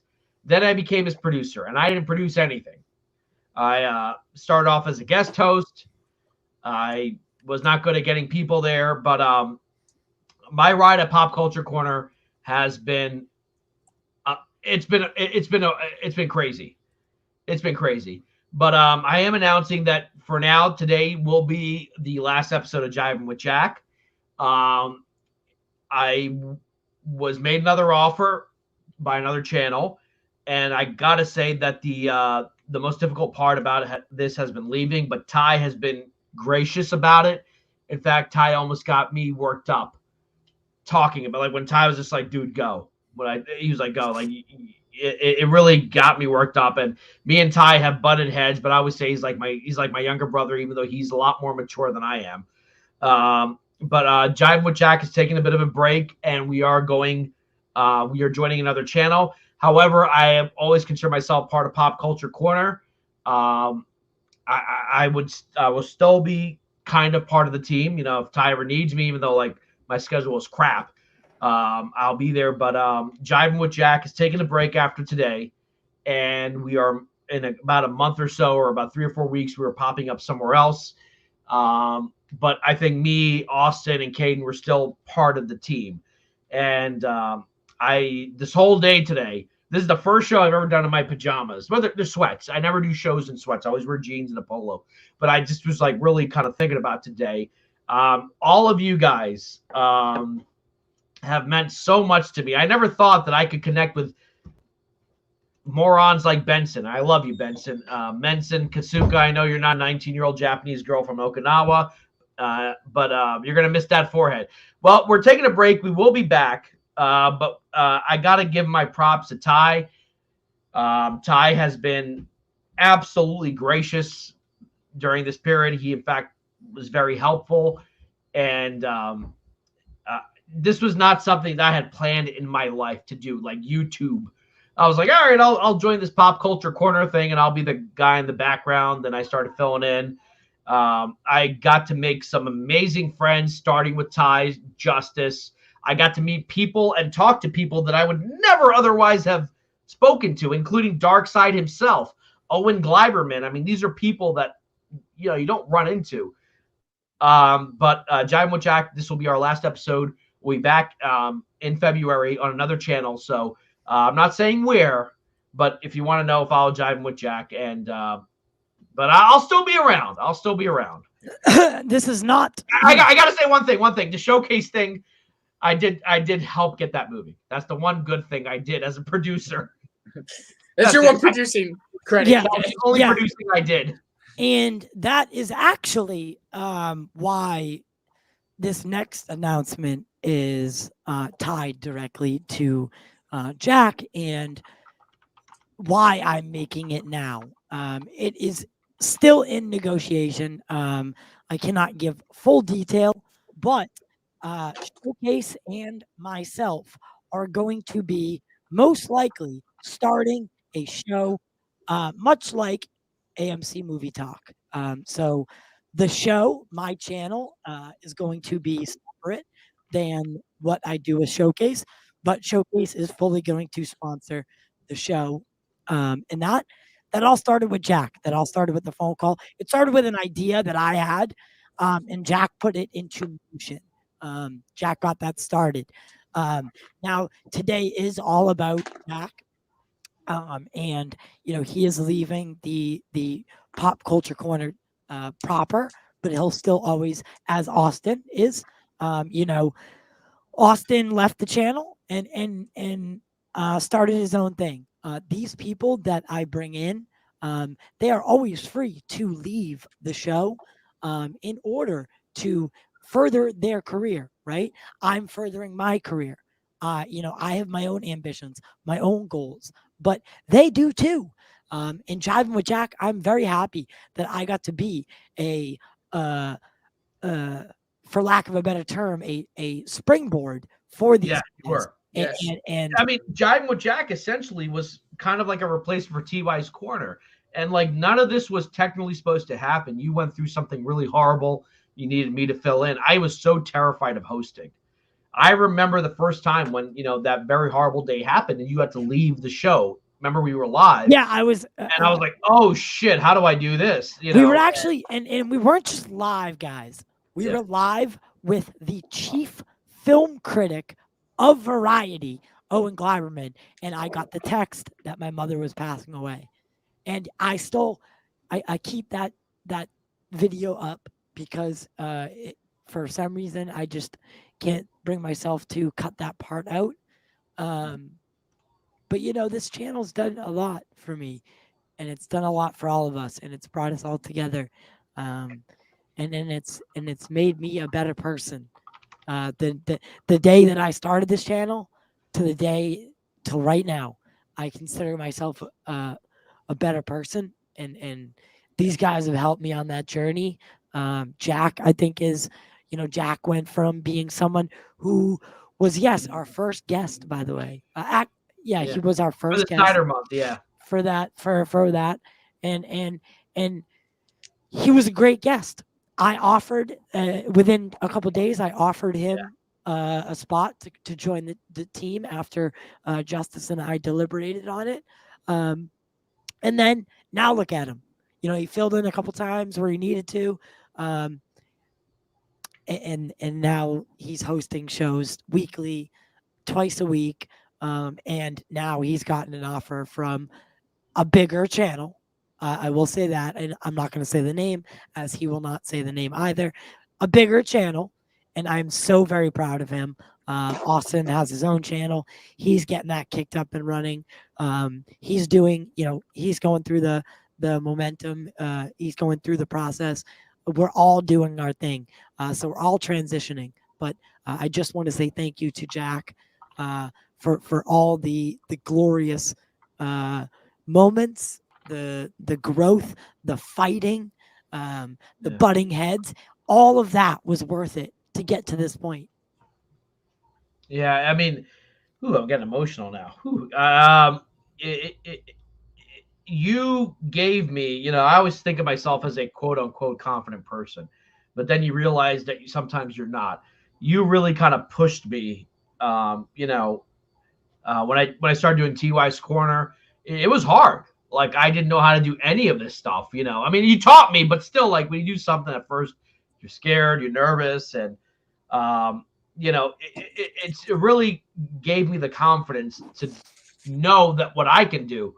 I remember one time I think it was our very first showcase, and this was my intro. Hi, ladies and gentlemen, welcome to this episode of Pop Culture Corner. We are doing. I remember. Yeah, I remember because we had a technical issue, and I literally looked at Jack and I said, "Jack, you're on. You're doing the intro. yeah. Go."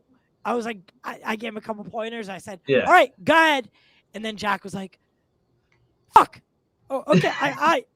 Okay. Yep." And it went on, right?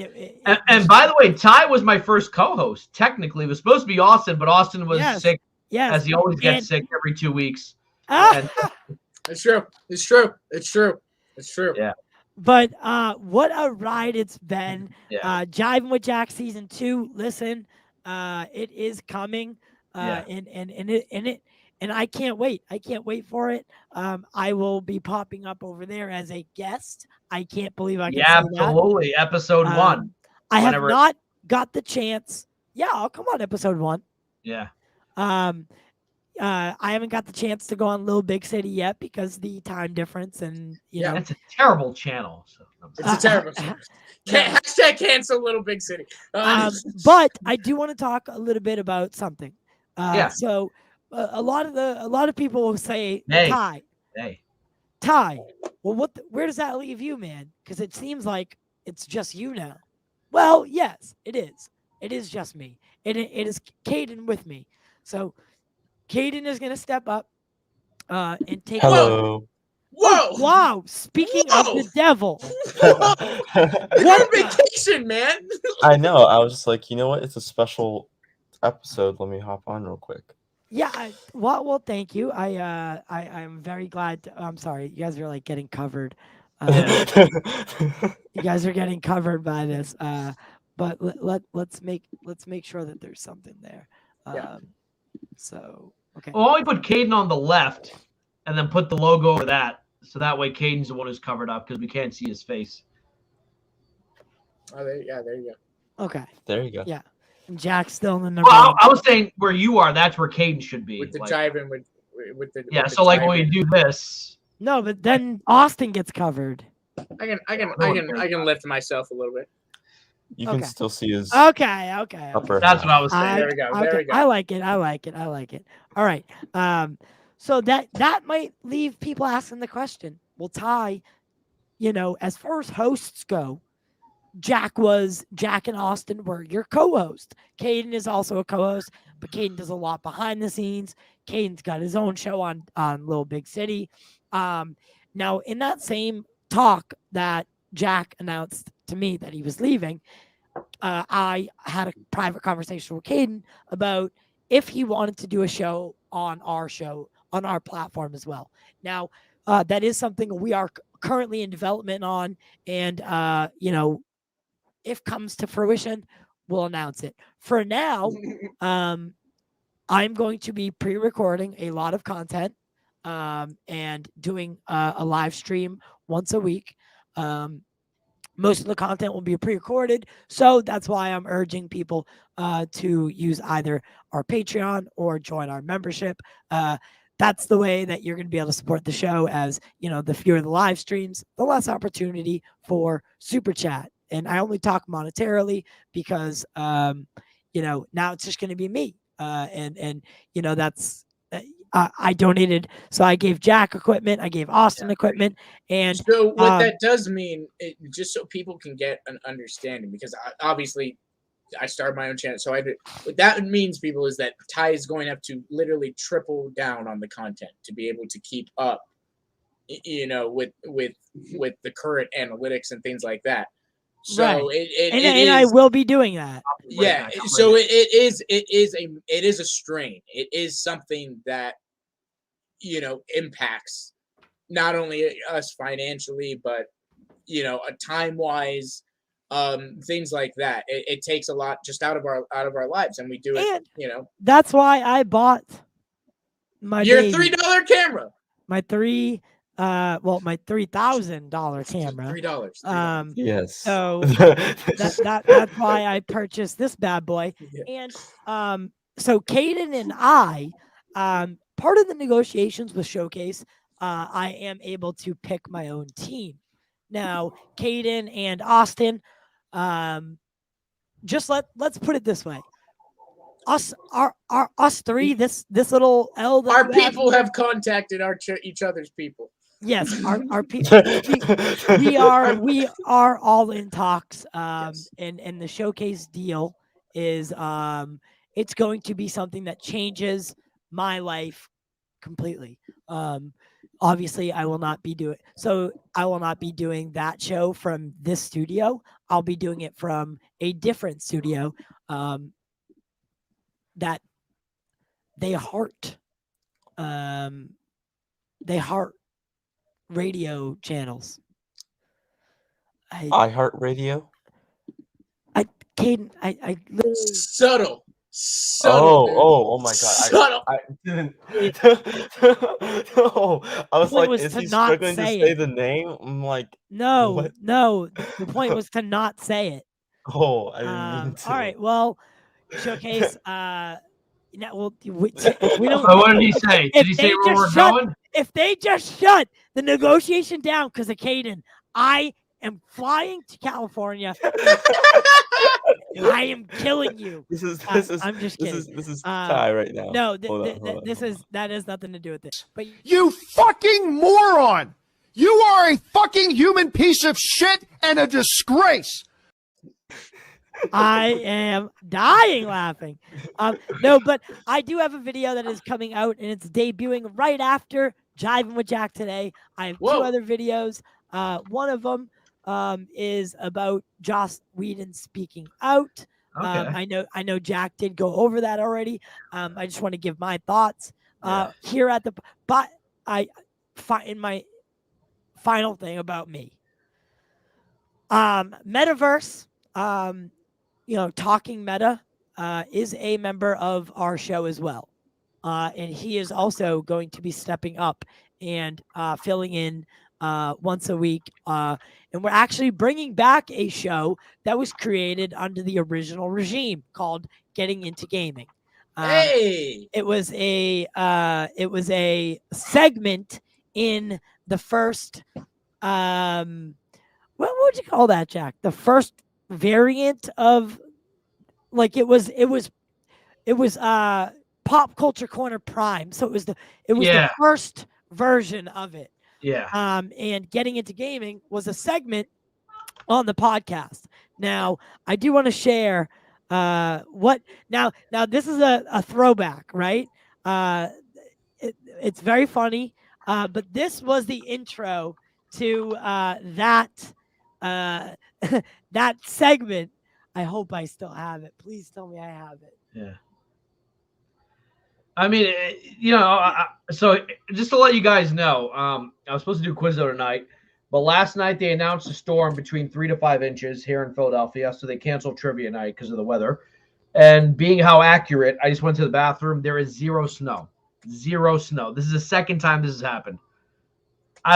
Ty, you probably get the suck because you're on the East Coast. I do. Weather forecasters suck. Like, they literally canceled it because they're like anywhere between 3 to 5 inches of snow. They don't want people driving up to the German club. No. So I'm here. So I know you got a video premiering. So I wanna have fun. I want you here. I want so you're not going to Quizzo. I don't want Kate here, but okay, he's here. You're not going to Quizzo.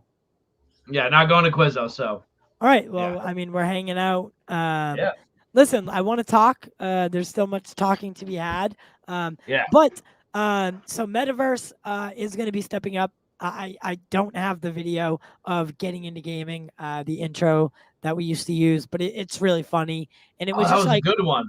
It was a good one, and I have a gripe about that series because freaking Justice. We did a whole pre-recorded segment talking about Grand Theft Auto 3. I played like 10 hours of Grand Theft Auto 3, recorded it, uploaded it, and then he just never finished the video. Yeah, and that video now is somewhere in limbo in Justice's Wii video. Can I say something? Remember that horrible ad he made for Showcase by himself? Oh my God! now that he's not a part of the show, and we're friends still, guys. I hope you don't want to just because we're cool with him. Just because someone leaves the show doesn't mean that we're not friends. Austin and I, we can bust our balls. Yeah, we bust our balls. Of course, I'm sad. Like let's not get it twisted. I am very sad that Jack is leaving Pop Culture Corner, but I am very happy at the same time that he is going on to do something that I think is going to benefit him. Honestly, if he didn't take the deal that he told me about, I would have slapped him in the face because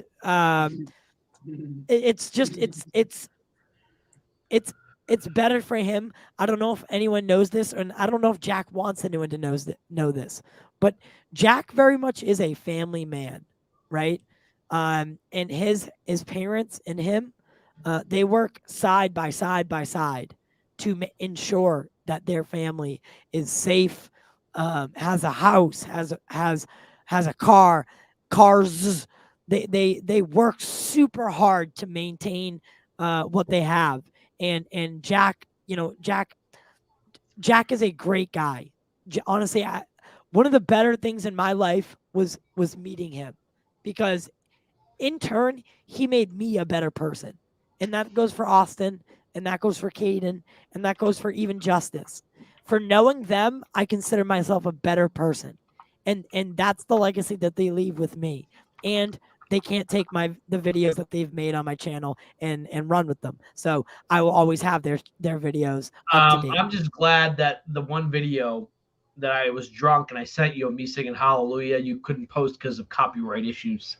Yeah, that one that sucked. That sucked. And you didn't see my Christmas one that I sent Austin. I hosted trivia right Oh before. no! I have it. I have it. Oh really? Here's something. The here's Lil Nas something. X one. Yeah, the Lil Nas X one. Yes. Also, I do have one thing that I would love to show everybody, but it's not a video.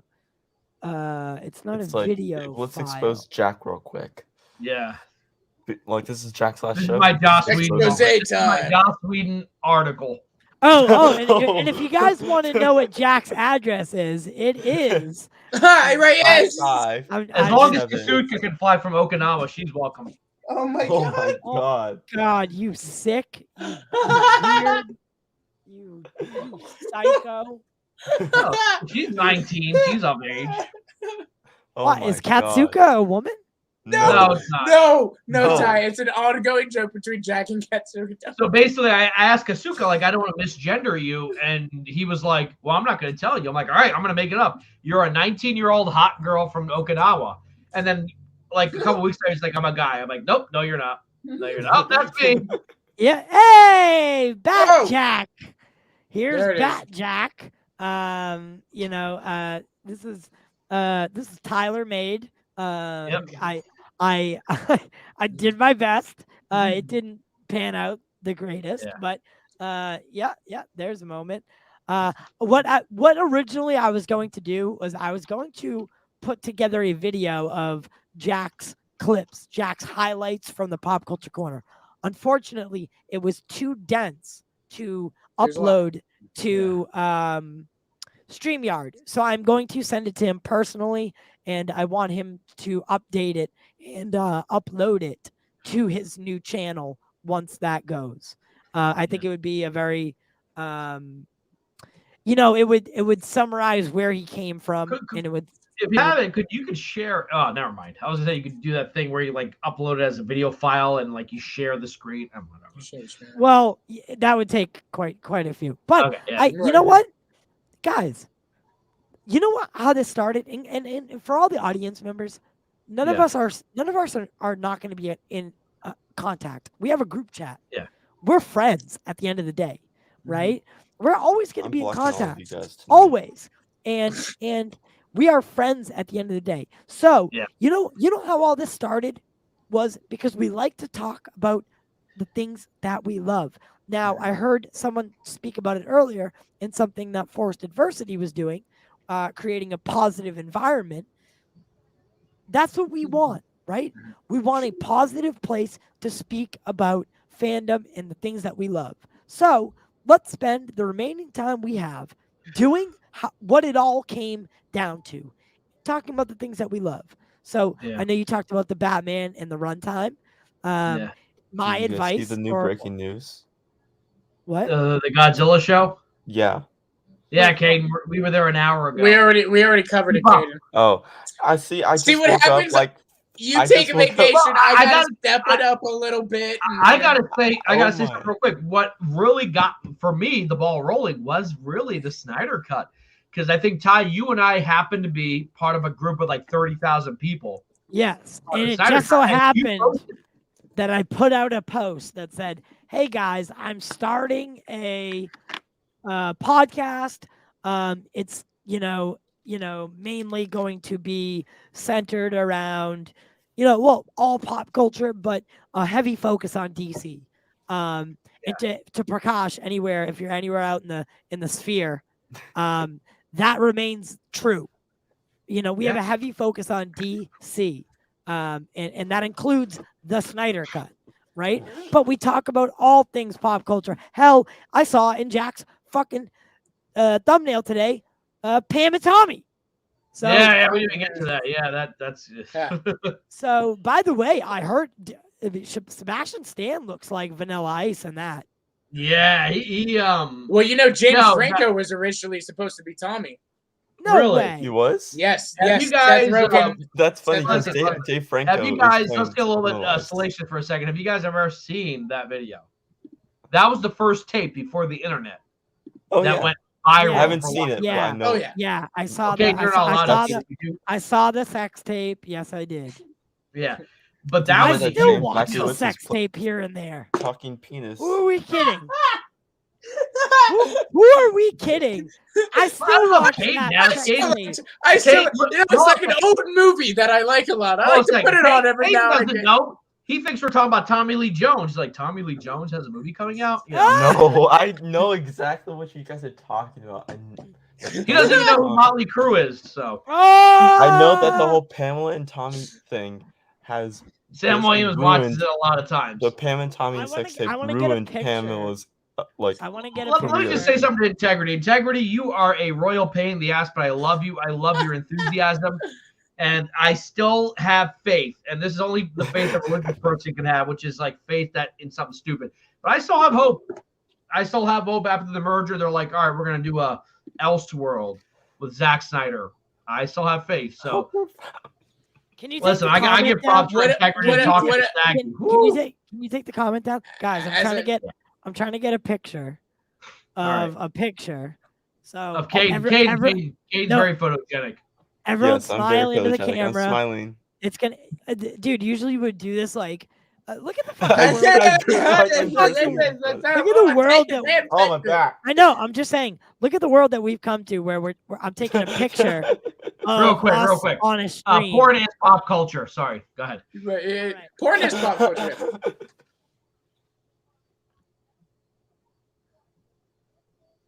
Why am I posing? What the heck? Why are you Caden's there like, I was No, posing. it I'm didn't. like, It wait a didn't. It minute. didn't. It didn't take. One more time. all right, all right. Oh my god.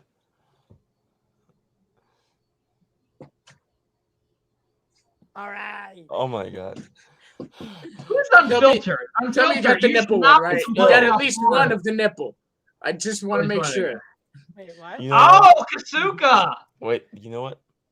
Caden face reveal, because I'm still not sure what Caden looks like. I saw his face You one know what I time. look like? I know what Caden looks like. I know He it. came one time, but he was like really like it was like Austin.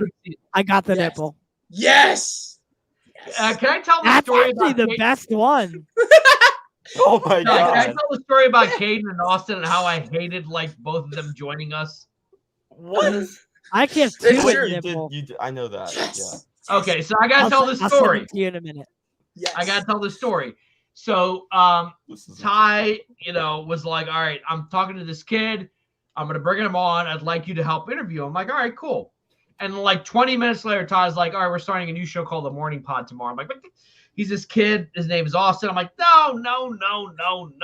I'm like, who's this stupid kid he just hired? I don't like him. Already, Hey, I did listen. not like him. Listen, you can't say hired because Yeah. I volunteered. I You volunteered. selected. volunteered. selected is the Selected. correct word. And so Oh, I gosh. text Justice. I'm like, Justice, Ty just hired this. I'm sorry, selected this stupid kid to join us. And I'm like, he told me he wanted my input, but he selected him anyway. And Justice is like, yeah, I don't know what's going on. I'm like, oh man, like what the hell? Now we have this Justice never had person. any idea what was going on, to be fair. But anyway, but here's the thing: the next day, I'm Sure. like, oh, they're doing a show together, and Justice is like, yeah, we just worked with him. I just worked with him. He's a really cool kid. I'm like, oh crap, I lost Justice. So it's the three of them against me. I was like, man, I don't know who Ty got, and I was supposed to have an input into this and whatever, and blah blah blah, et cetera, et cetera. And then you were doing the morning pod, and then I jumped on, and I met Austin, and I got to know Austin. I'm like, oh, this kid does not know what he got himself into. This is Pop Culture Corner is it's an exciting ride. It's like Indiana Jones running from the ball. It's thrilling Oh my god. yet dangerous. But I never thought that I would become friends with there we go, with him. And when I started doing TY's Corner, which spun off into Jivin With Jack, you became my co-host. That was not the plan. And then there was this little, those little When stats. did I ever say that you couldn't do the show alone?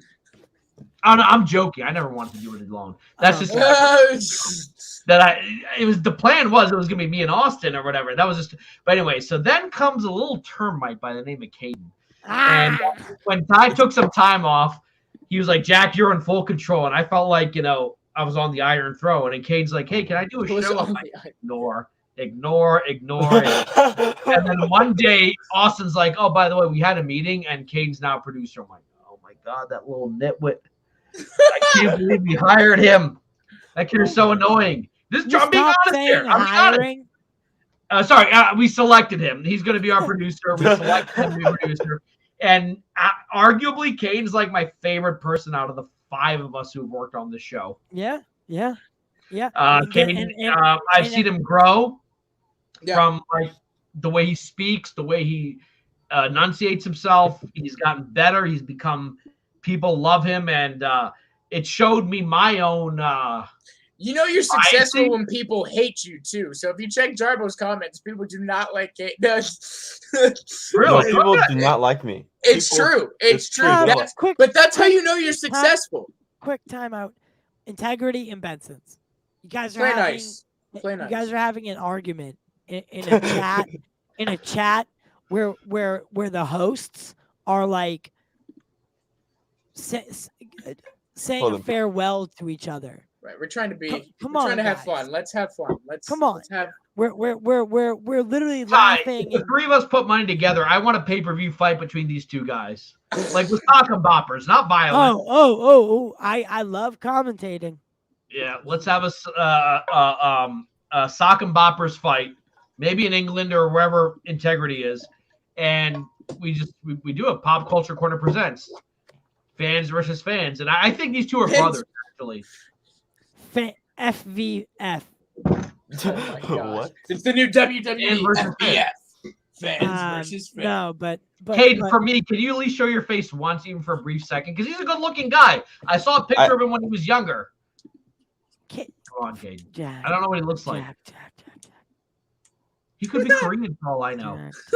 Oh my god.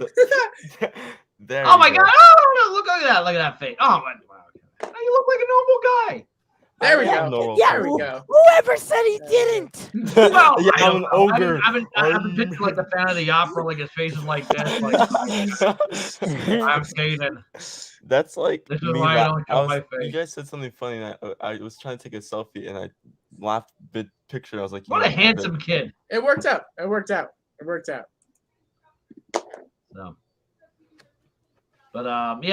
So, but I can't deny, I'm just teasing Ty, but like the effect this film has had on us, especially at least you and me, Ty, at least on our relationship. Here's this movie that brought us together because of the internet, and that's why I still have hope. I still have hope, even though I know it's unlikely. And listen, I have hope. I have just as much hope that the Snyderverse may continue in an alternate reality on HBO Max. Right? An alternate reality? Alternate universe. Oh, Caden, you know what he means. Alternate universe. I know. Whatever. An alternate timeline. Yeah. Right? And that's never been in question. But us that are smart enough to read the writing on the wall, we are just doing our due diligence in reading that writing and coming to the conclusion that as of right now, we're dead in the water. Right? There's a merger looming in the distance that we have no idea about. And if anyone tells you they have any idea, they are lying to you. Yeah. So be careful. The scoop game is getting bigger and bigger and bigger. There's a lot more outlets that scoop and do all these things. So that information flow is only going to get larger. It's not going to get smaller. More secrets are going to get revealed.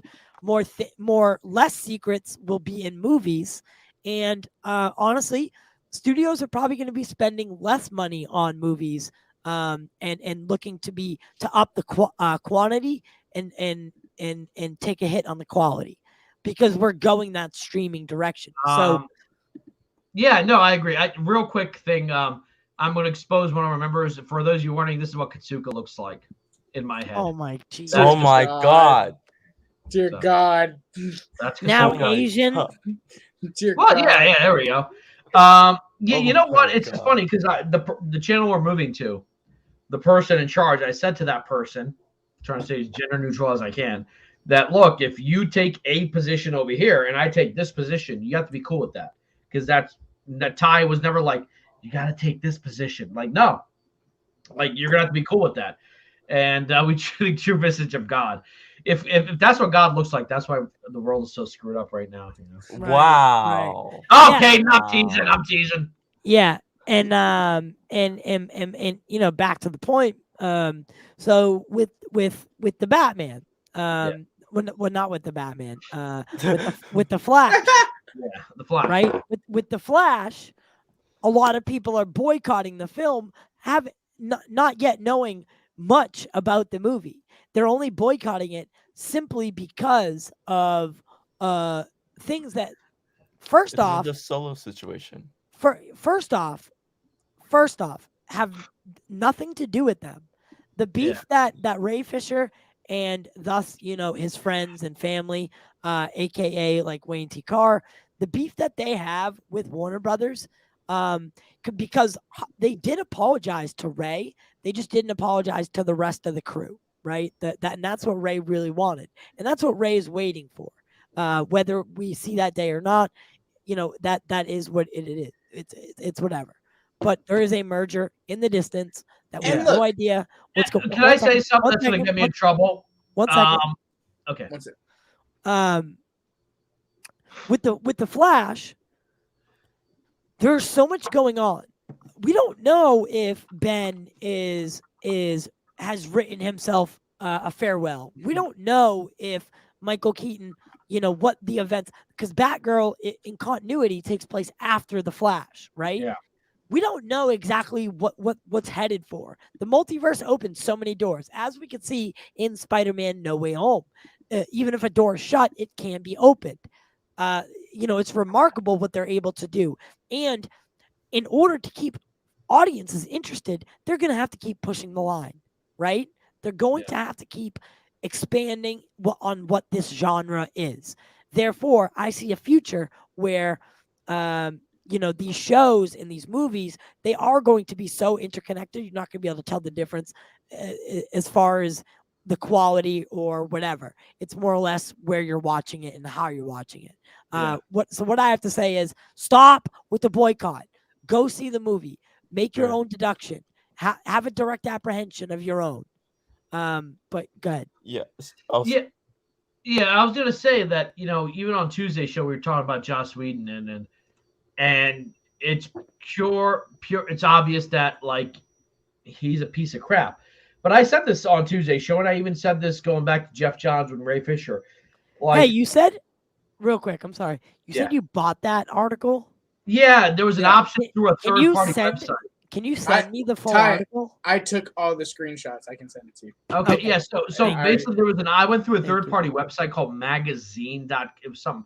And they're like, you can buy this article. I'm like, all right. I got a free trial through Apple News. That's what okay. So you got it through Apple News. Oh, so I have Apple News. Is it in? But here's the thing, and I'm if you get New York free trial, yes. And Ty, in this group chat, you're the minority. But I'll say this: I still haven't seen evidence that Joss Whedon is a racist. He's a piece of crap. He's horrible to women. He is a bunch of other things. The one thing about Gal Gadot might be very kind of considered racist, like, oh, English is not a first language. That's telling. But, you know, that's telling. It could be telling. Well, to be fair, you could make the case that because that it's the mindset that a foreigner automatically doesn't know. Okay. But like but see, here's the thing, and I've always said this: you can be ignorant, and you can also be. There's a difference between a racist. Like I don't think he's a Zeke Heiling type, but you know, like, and I said this about Jeff Johns too, because when I read the Jeff Johns comments about what happened on the set of Krypton, I was like, oh my God, he said that. Then you find out he's married to a black woman. So one thing that I've always tried to bring to Jivin With Jack as a person of color is that we try to be as objective as we can. And I'm saying, and I know part of me, I'm a little bit biased because I grew up watching Buffy the Vampire Slayer. I grew up watching Angel. I got Buffy and Angel right there. And I love the first Avengers movie.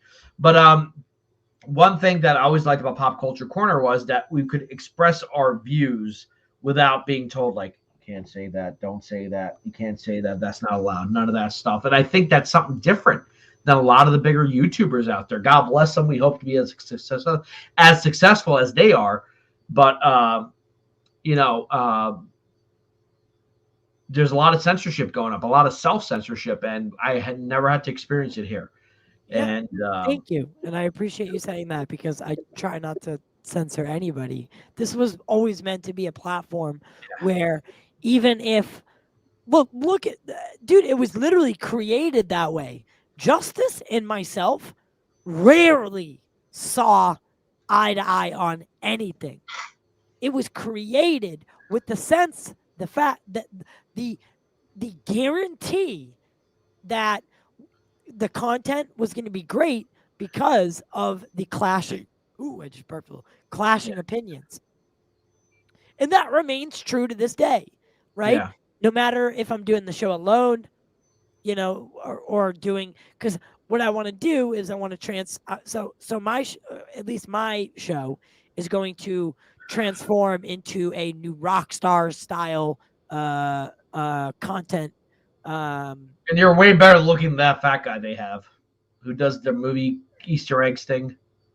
Yeah. They're Eric tie off Voss? with that. I'm like, you ever seen him with the chubby little guys? Like, hey guys, this new rock star. Yeah. Listen, Eric Voss is a good guy, man. I'm picking on him because I know. I just you Yeah. keep it tone Yeah. down, because I'm supposed to have they have a new member, a third member. I watched New Rock Stars, by the way. So. Okay, they have a third member, and I've been in talks with him about getting him on the show. It's more MT? about, huh? MT? No, MT's actually from Boston or Massachusetts, by the way. Yeah. I was like, I know he lives close, like in your area. Yeah, or no, something.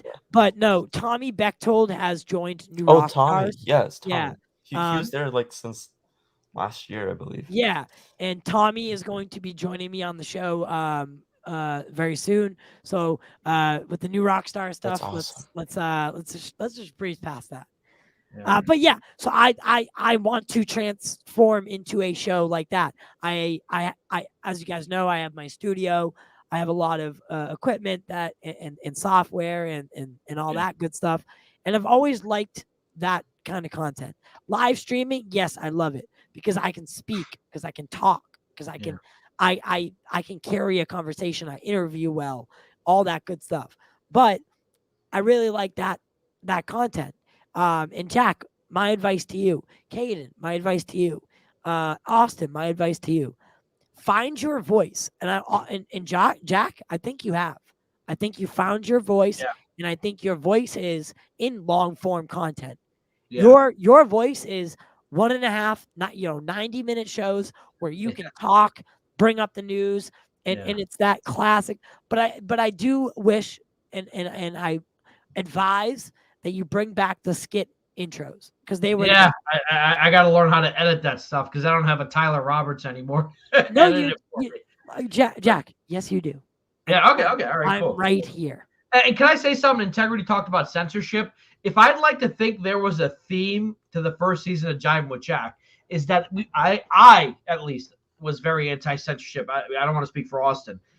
Well, not that Austin is pro-censorship, but like that, YouTube is a medium that really rips off a lot of YouTubers. A lot of YouTubers who have a lot of views who do not get the money they deserve because they used the wrong word. One time I made a joke. Our friend from Fort Worth, Dawson, about H, right?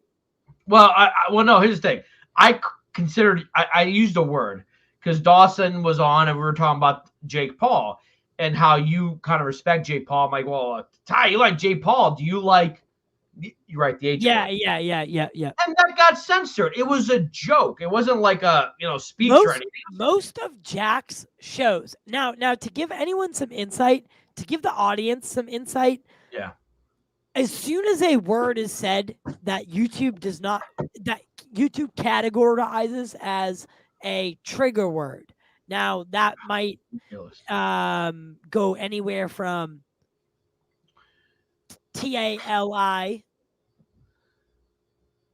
yeah, ban, It might go to, to the former president's name, or the contagion. the for, you know what I'm talking contagion, about, what we're calling it, anything. Once that word is said, YouTube takes away all revenue, ad revenue, Right. all of it. It's gone, and and most videos get their plethora or their main source of viewership in the first 15 hours of the show being up. Yeah. To request a review on whether that word was used contextually or in a way that was not conveying hate content, Right.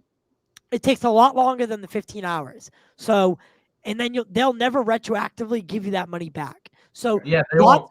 lots of YouTubers lose money, and that includes the little guy, Including us, yeah. including us. So super chats are a great way to support the creator, or becoming a member, a monthly recurring payment, and or Patreon, which takes a lot less money than YouTube does. Yeah. So things like I said, we don't do this because we want the money. We do it because the engagement, the fun, the electricity, and again that basic fandom part. On the other hand, like, Ty, you and I talked about this way back when. We would like this to be our full. I would love to do morning pod, afternoon pod, and then in the evening we have another show. But YouTube, unfortunately, will find the smallest thing. That freaking Britney Spears picture is probably going to get us demonetized. But, they have gotten so Puritan about this. And it kind of blows my mind. That's the thing. Spotify is going to try to take over. Yeah. Spotify is in the works, and Twitch is also trying to take over. Spotify is in the works. Their trial period with video was with Joe Rogan and a handful of other people, and Spotify pays well for ad content, ad revenue. A lot of creators have talked about that. So as soon as Spotify initiates a video, like a no matter who you are, creator, you can put video on Spotify, and it can be whatever length, because whenever shorts, they'll start incorporating things that YouTube has, or like YouTube Shorts and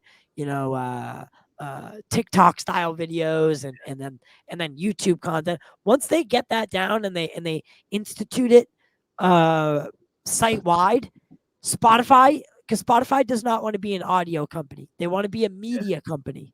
So algorithmically, Spotify is already better than YouTube. It's about rolling that out site wide, and as soon as it happens, you bet your ass I'm over there. Yeah. At this moment, I feel the day is going to come when there will be a class action lawsuit. Well, the problem of from Pop Culture Corner all the way to the big ones are going to be like, hey, we're bringing people to your website and we deserve our money. It may not happen this year or next year, but that's going to happen. The problem is YouTube dictates what the ad revenue cost per thousand will be. So you have your CPM and your RPM.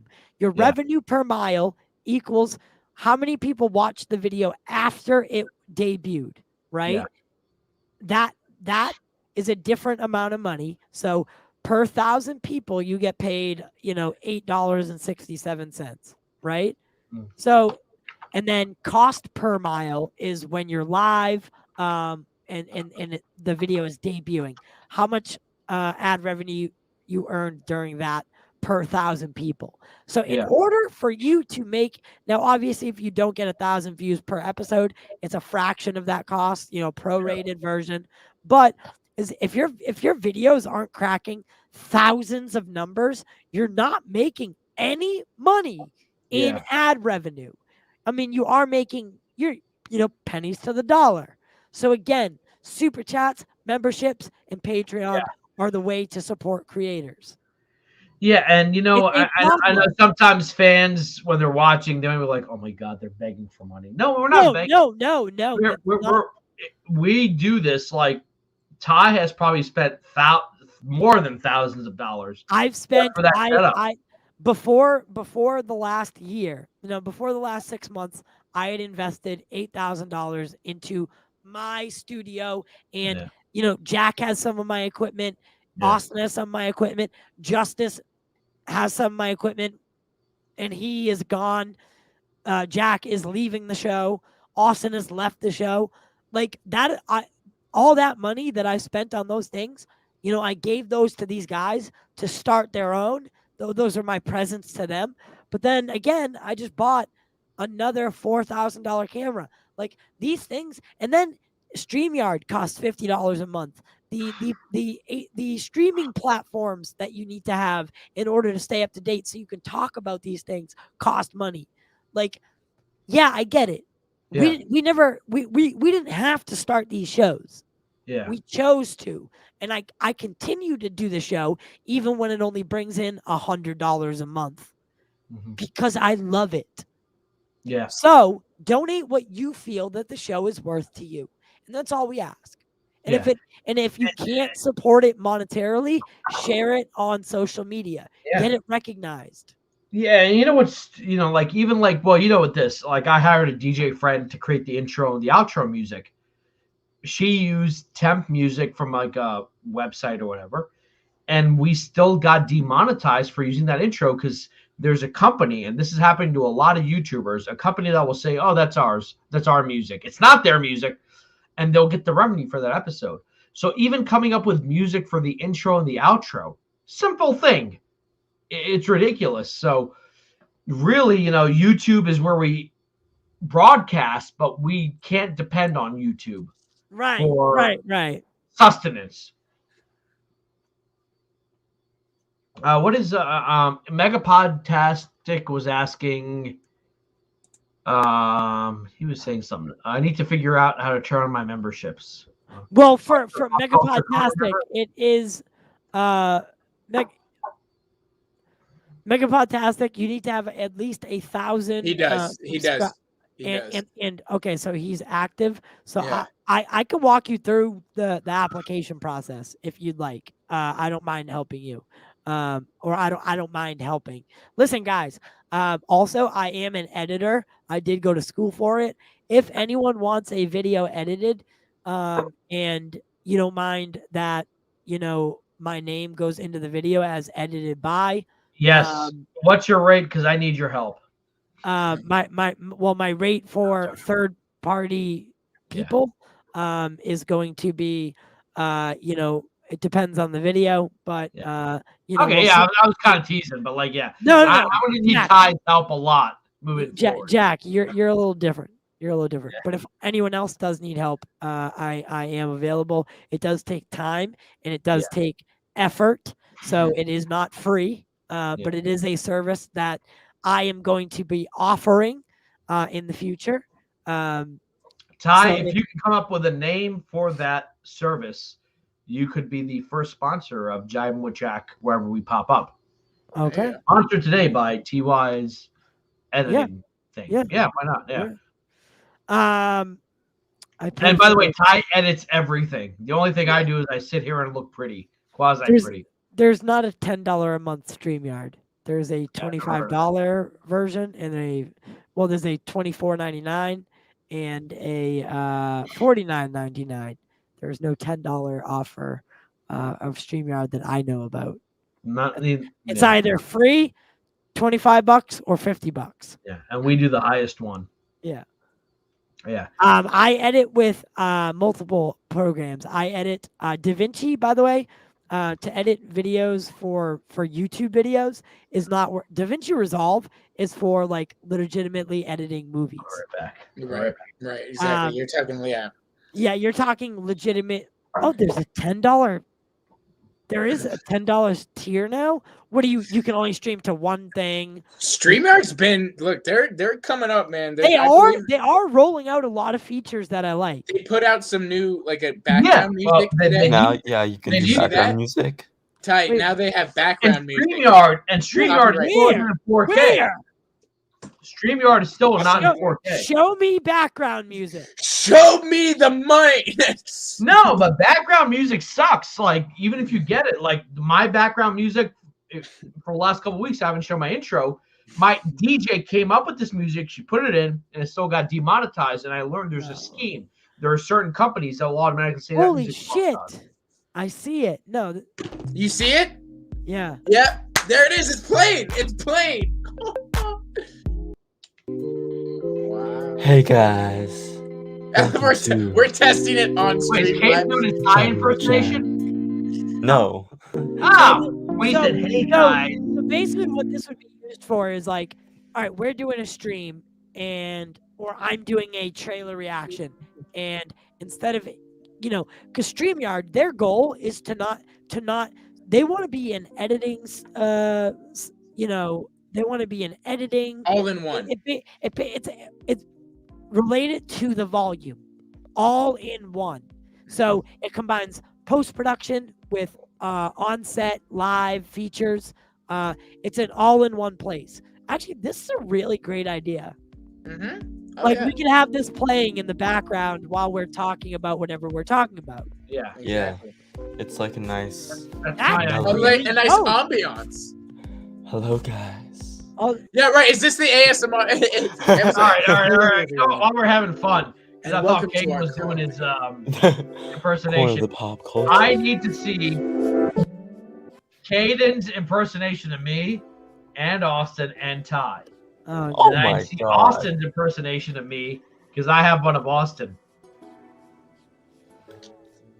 I know you guys have impressions of me. I've heard them. Oh, you No. heard mine and you got upset, but I'm like, that's. I didn't get upset. I just. It's over. I just need a lot of chips I to don't. stuff in my face while I do Oh Austin. my God. Hey guys, I gotta put headphones on that are like way larger than my head. Hey guys, I'm eating Doritos. You gotta have I a have whole my bu- 14-year-old mustache and beard. You have to have. You have to hot. have an entire bottle of lemonade or apple juice. Like Yeah, you, like a These big stuff. bottle. you Like can't pour it. You have to have the entire bottle. Also, the I gotta say, okay, Mega the top three. Podcasting. Are you like you keep referencing porn? You mentioned it earlier. Now you said it sounds like porn music. Like No, that wasn't him. Unfiltered That was- Sid Port. Don't- oh, that that was was- unfiltered. Okay. Um, It's crazy no, John to this. But to impersonate Austin, you need to be stoned. Yeah, you got to be on drugs. Yeah, I'm very anti-drug. And you need like you need to have the self background. I am telling the RNC about this. Listen. You need to have that. You need to have Pause. What? What? Hey! Pause. Hey. I- This is I've what's wrong been- with America today. I've been using marijuana is legal in my state, God bless. Massachusetts. God bless. And I have been God bless. Hallelujah. I've been smoking I got a prescription, by the way, as you can Look. see. If you're using the right stuff, Look, a little look. hit before stream calms you down, gets you ready, gets you talkative. I got, Oh, and it smells gorgeous. it does smell great. Look, you got to see my grinder though. Look at this. Look at this bad boy. Ooh, Look at that. hey, Look at- hey, I got the when- bling when- grinder. When am I coming out to? Hey, guys, we should all do a When, meetup. listen. When the Republicans take over Congress, I'm reporting all of you. What?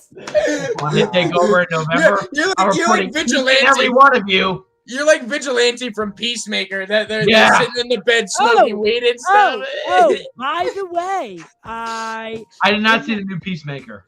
what? Oh, I did so not good. see the new It's so Peacemaker. good. That's New what you're episode? going. Badass. No, I've seen every episode I except s- the Oh, finale. you went up Yeah, to like absolutely. episode 7, right? Yes, I am up to episode 7 already. I cannot talk about. Ty, any- can I give you a job? Yeah. In the opening credits, when they're doing the dance number, what the hell is that font? Because that's the font I want for Jivin With Jack season 2. I can't figure it out. It's like Also, I realized 80s. I- I got you. There is something new with every episode with the intro. There's like a little like added 5 Yeah, seconds. there's a little there's an other added person or object. Yeah. Yeah. Really? By the way, Yeah. I I just- skip last the night. intro every episode. So No, in the last night's episode, like I you gotta can see say, them, like oh, Have you guys really? watched Really? Book of Boba Fett yet? yeah, Oh, I haven't seen the 4th episode, but Ty, I gotta Oh. say this real quick. There's a very good chance I come crawling back to you. because once the nude guy sees my logo that I am working on, chances are that this person is gonna be like, nope. And Can you show me privately? I haven't made it yet. It involves a model and a photographer and a green screen.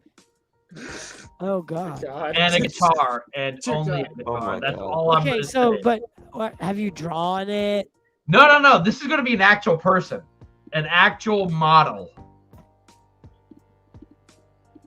and a guitar. Jack, you are taking some risks, and I like it. Very big risks, yeah. But it's you won't see too much. But what? Like, No, Jack. Hey, Jack. Yeah. Guys. To preface this, we are all one. We're going our different ways. Caden, you'll still be here. Caden is going to be helping me with a lot. I gotta use the lot. bathroom. You can keep Caden. I don't want Caden. Just keep Caden. Oh my God, Jack. Jack, did he leave? Caden won Best Panelist of the Year, and Yes, he did. and honestly, he deserved much more than that. Much more than that. Caden, what you do on a daily basis, still, I thought I did a lot, and I do. I am not. I rarely stop moving, and the only times I've stopped moving are when I'm sitting in this chair, doing this, and even then, I'm always kind of like fiddling, as you can tell. I was happy that I took the 3-day break because I was able to really able to actually feel fresh when I came because I was Right. when I was watching the stream, I was like, if I next week when I go back doing streams again, I'm gonna feel really fresh because it's like I have but it's a week easy of to nothing. fall back into. It's so I'm trying that's the whole reason why I was gonna take this break is because also Sunday and Monday I was just not feeling myself. I was just like, no, I'm not not feeling it, and then and so I was just like, you know what, I need a break, so a little break, and so it was just I needed that break, and I'm happy I took that break. We are too. And Yeah, I know. You and need Caden, it, for sure. Caden and myself, we're going to be doing a lot in terms of the show. We have a lot planned. Caden does a lot with a lot of channels. That's okay as well. It's all about not burning himself out. But guys, 3-hour runtime for the Batman. I want to hear some thoughts. I'm 100% down. Go ahead and Hell give me yeah. a 3-hour movie. Hell effing yeah. Oh yeah. What Take about my money. how so a lot of people are upset because of the Riddler and the design of the Riddler. I don't He know does look why. like a gimp because he looks like a gimp. No, because He looks because like literally Matt Reeves come told us on. he was very But he fandom reminds at me of the Zodiac Killer. Yeah, that's He it. And reminds me also of Matt Again. Reeves told us in the very beginning that this is an evolution for these villains. This is their whole origin. This is not them when they are with the bowler hat. This is not when Catwoman has her full-on leather suit. This is not when Joker is gonna look exactly like Joker. This is not when Penguin's gonna look exactly wobble like Penguin and look like Penguin. This is an origin story for them. While it's also helping Batman, who's in year 2, move along. So I don't understand why these people are complaining about these whole things with, oh, I don't like how it's not comic accurate with the Riddler. Literally, the Riddler is this Dumbo who's a 4chan user who has no life at all, who thinks his life is pouring out stuff on the dark web. And he thinks that he's smarter than he is. Yes. But the Riddler is often depicted as a very smart guy in the comic books, isn't he? He's very smart. Yeah. And that's what's important. But he's smart in the worst way possible. Yes. Yeah. He has bad ideas. I don't think the green suit would work in anymore. You know what I mean? Like the green suit with the not the Jim Carrey one, no. Yeah, but how a lot of even the animated that Jim Carrey one. Fire. I'm kidding. I can't even say that. Can you imagine Robert Pattinson's Batman walking into exactly. a room with Jim Carrey's joke Riddler? It would be an absolute disaster. No, but it's gonna be funny when when the Riddler does get his like green bowler hat and his green suit Right. and like his At the cane or ending whatever. of that would be like the middle. That would be the climactic point where the Riddler Right. changes from someone who is afraid of being seen and Shown known and to seen. to Being someone like who this, riddle me this, riddle me that.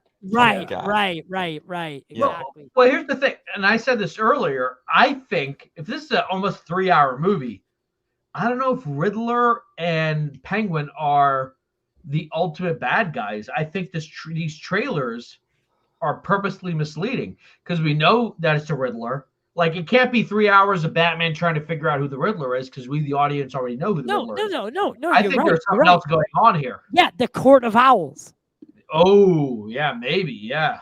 No one. You were talking earlier on this show about how about we explore villains that have not been explored yet. Yeah. Who are villains who have long been wanting to be seen on the silver screen? Yes, they've been they were in Gotham, which they turned them into a travesty. But I think the Court of Owls are running everything, and they're manipulating. They're playing 4D chess. Yeah. Because that's what I said. Like, because I think the chat kind of reacted when I said, you know what, I'd be fine with no Joker. It's not because I don't love the Joker, but I'd like to see Batman take on some of the other villains outside of the Joker. I mean, look what Nolan did with Scarecrow and Ra's al Ghul. Ra's al Ghul is a great comic book villain, but they were never going to do him on film. So he's like, no, I'm going to do Ra's al Ghul. I'm going to do Bane. You know, the comic fans know who these characters are, but outside of that, people don't care. But now Bane and Ra's al Ghul are more household names because of those movies. I would like to see Matt Reeves' Batman fight villains outside of the Joker because we've gotten the Joker. Yeah, well, what I think is, I think the Joker will be set up. Listen, you got to remember, it is a franchise movie, right? It's Warner Brothers. We already know that yes, Matt Reeves is in control, but the Joker will be used, and that is going to be to appease the studio. I also think that Matt Reeves is going to be using villains that were tarnished in live action. Like, Riddler was tarnished in live action because of, because people didn't like Jim Carrey's Riddler. Maybe Calendar Man shows up. Maybe like Mr. Freeze might show Killer up. Croc or Solomon Grundy, Poison Ivy, Bane, like all these villains that were Yeah. previously tarnished live action wise that were. But in we the also movies have to remember that it's going to be a very realistic movie, right? with very fantastical realistic, elements as well. Right, yeah. with Not Nolan's realistic. Not Right, Nolan's right. realistic, not the DC realistic. It's gonna be like realistic with fantastical elements. Exactly. Well, this is what with evolution to become more fantastical. Riddler is never done properly. You have to understand that what works on a comic book screen or a comic book page may not translate as well on film. So if you're going to do the Riddler, in the comics, he wears like the green outfit with the hat with the question mark. That might not work even in a campy film, with the exception of Batman Forever, because that was a campy film.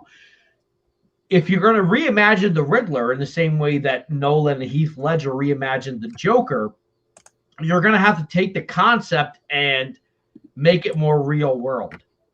That's why Joker with Joaquin Phoenix worked, or Heath Ledger's Joker. But if you were to take, let's say, Jack Nicholson's Joker and put it into a modern movie, it might feel a little off. It might not feel right. Do you guys know what I mean? I don't know if you understand what I'm saying, but like, you're going to have to reinterpret the Riddler for the big screen. And Jim Carrey was not terrible. No, Say terrible. It's say just what you will. It's kind of funny. People like, he was loved at the time. That's I was very alive, much the I remember. character. That's very much the character from the comics and the animated show. Yep. Yeah, exactly. But it would not work in a movie like the one we're getting, and that's okay. And Paul Dano, by the way, I haven't seen any of his stuff recently, but I so remember good. He's so good. There Will Be Blood. Yeah, I remember him from that movie with what's his name? The guy who played Lincoln. Daniel Day-Lewis. My sister told me. Daniel Day-Lewis. Yeah, I drink your milkshake. That whole movie. It's like, dude, why is this guy not in more movies? And now that he's the Riddler, I would like a more villainous Riddler, a kind of a Jigsaw. Some people have said Jigsaw. Kind of a Jigsaw Riddler. Doug, it's already been referenced. The Zodiac Killer. Zodiac, yeah. And Zodiac, you could say, inspired Jigsaw. Like, that's what I want. And I like that this movie's going to be 3 hours. Look, when we had Owen Glatterman on, we talked about, like, the epic films. You know, Lord of the Rings is the exception. Those are the 3-hour movies. But I think there's an audience that wants to see well-told stories over 3 hours. You know, not 90 minutes or 80 minutes, but like a good 2.5 to 3 hour movie that explores the story. And if the Batman can do an almost 3-hour movie, and I'm for that, I think it can be done. I think it should be done. Zack Snyder's Justice League, I've watched it many times. At no point did it feel like a 4-hour movie. It did not feel like a slog. Like, oh my God, I got to spend 4 hours watching this. You just watched it and kept going. Yeah, there was no point where you were like, shit, I need to take a, like, I all I wanted to do was keep watching it. Yeah. No, I agree. And it's there. And the streaming culture, especially during the contagion, people are sitting at home watching TV shows for 5, 6, 7, 8 hours. A 3-hour movie is nothing. Audiences are used to it. They sit in their chair and they watch, you know, a whole season of Cobra Kai. The pandemic helped with people's attention spans. Yeah. As far as, you know, people sat and binge watched TV and shows and all this other stuff. And so, yeah. No, dude, I think Jim Carrey, I'll defend Jim Carrey. I thought Jim Carrey did the job he was there to do. He played the Riddler from the comics. He played the Riddler from the animated show. I think he did a great combination of both. And at the time too, that was just the movies. Those were just the superhero movies, right? They were cringy, they were cringy. Yeah, so he was in no way, shape, or form. Jim, I'll tell you what, he was way better than Tommy Lee Jones as Two-Face. I'll tell you that. Tommy Lee was there for a paycheck. He was not there for like the love. It's funny because Tommy Lee Jones, if he was in a Nolan Two-Face, could have done amazing stuff with that. If you think about what kind of actor Tommy Lee is. After that, is there Tommy Lee, the guy from the video, the sex tape? That's not who we're talking about, Caden. No, integrity. Jim Carrey's best scene was killing his boss. After that, is there one good scene? Yes, the scene where he goes through the Batcave and destroys it with his little bombs. Awesome. It's awesome. It's so Riddler. He's just sitting there blowing it all up. Like, I'm in charge now. I'm better than you. I outsmarted you. Right. He's like, he also, like, you see in the trailer where he's in the prison, and like we hear him say, "Oh, you're not as smart as I thought you were." Like, and like Will you guys read your private chats, please? Oh, sorry, not you, Caden. Not you, Caden. Oh, so, but like, yeah, and then and then obviously we see Batman say, "What did he do?" And it's like, and so so clearly there's like this thing where like Riddler's challenging Batman to the point where he thinks Batman, like, he obviously knows Batman's Bruce Wayne, so he thinks Bruce Wayne is smarter than he obviously is thinking. He's like thinking he knows everything from his family's past and everything, and he doesn't. He's like, "I'm in the dark. Like, I don't know anything you're saying at all." Wait, what? Okay, what's going on? So I'm going to pull you outside for a second, and Caden, I'm going to pull you out. I got to say something. So you guys don't go anywhere. I got to take off, so we're going to... Well, you know, this is how this goes. Austin, you know how, you know, we're moving to another channel. Oh, sorry, I don't know what keeps happening. But the offer has been made to go to another channel, but I am not bringing you with me. And let's just say that the people I use to get rid of Big Drip are coming after you. What? So, yeah. Wait, who are you guys? Wait a minute. Hold on. Wait. You just... Oh, my God. Wait. God, no, wait. That little twerp thought he was going with me. Jivin With Jack, not with Austin. But I'll bring in my co-host at the moment. All right, here we go. Gentlemen, let us continue our conversation from earlier. It was Where you. did Austin go? It was you. Well, that let's just got say rid some of gentleman Justice. came and did away with him. That's all I can was- say. Wait, you know? and you're the one that took Big Drip away? Yes, that's true. I hired the Chinese government.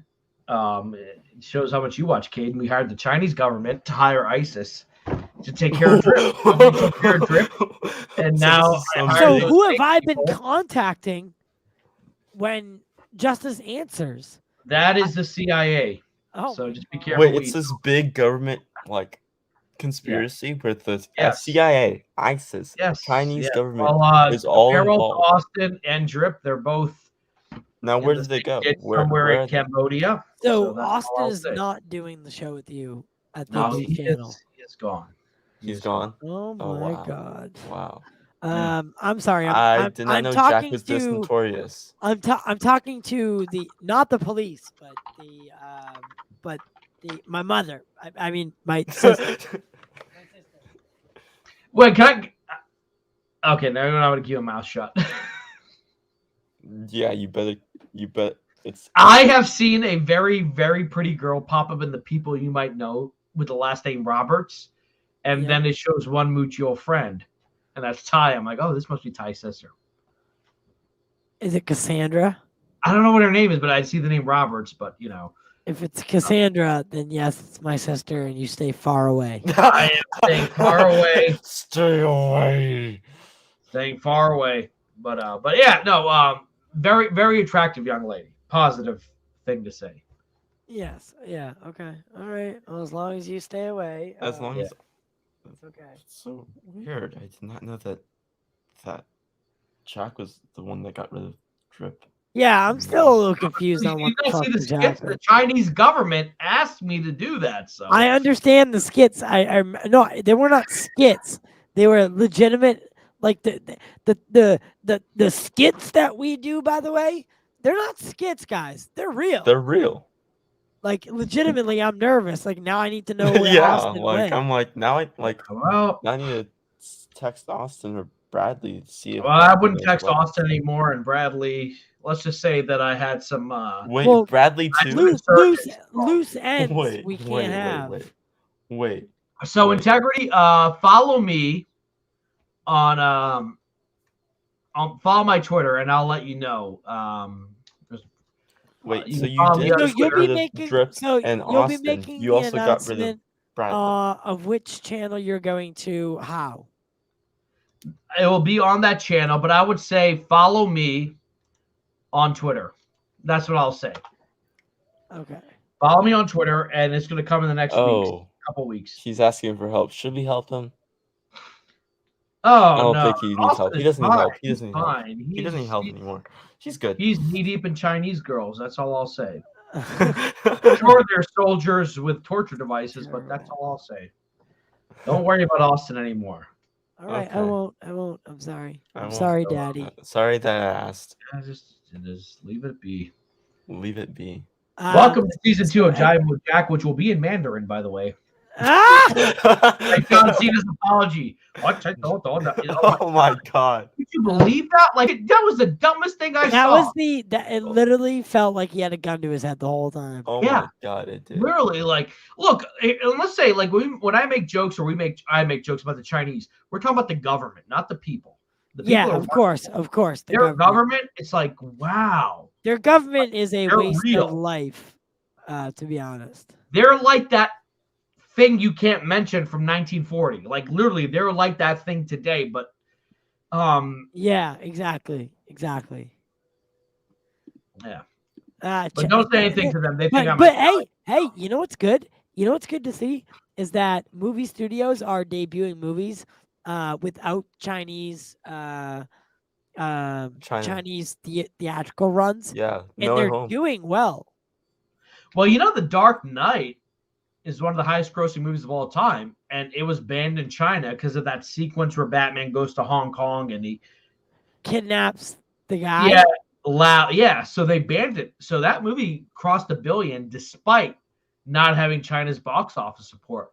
So imagine if China had released that movie. But I think Hollywood needs to take a stand. See, Warner Brothers needs to be like that again. Yeah. where they won't budge. They're like, no, we cannot take that scene out because then context would not make sense. How Yeah. he got Lau in the first, like if we didn't have the sequence where Batman goes and gets Lau, how do we know how he now has Lau in the next scene? Like Yeah. Warner Brothers needs to stand up for continuity and Yeah. make sure context is kept. And look, I understand that China has a lot of power right now. And look, the Chinese people are wonderful, but that as Americans, we got to say that no, we're not going to stand up for censorship. Look what they did to who's the actor who plays Finn? John Boyega.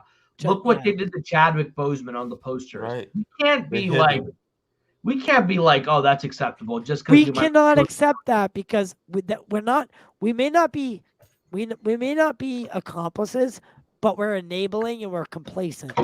Yeah. Yeah. We're You know, hiding I mean, beautiful go faces after that. on You posters. wokesters, go after that. That is something we should go after. But Antonio says, I think Batman is going to surpass it, though. Surpass what? Surpass No Way Home? It could. It could.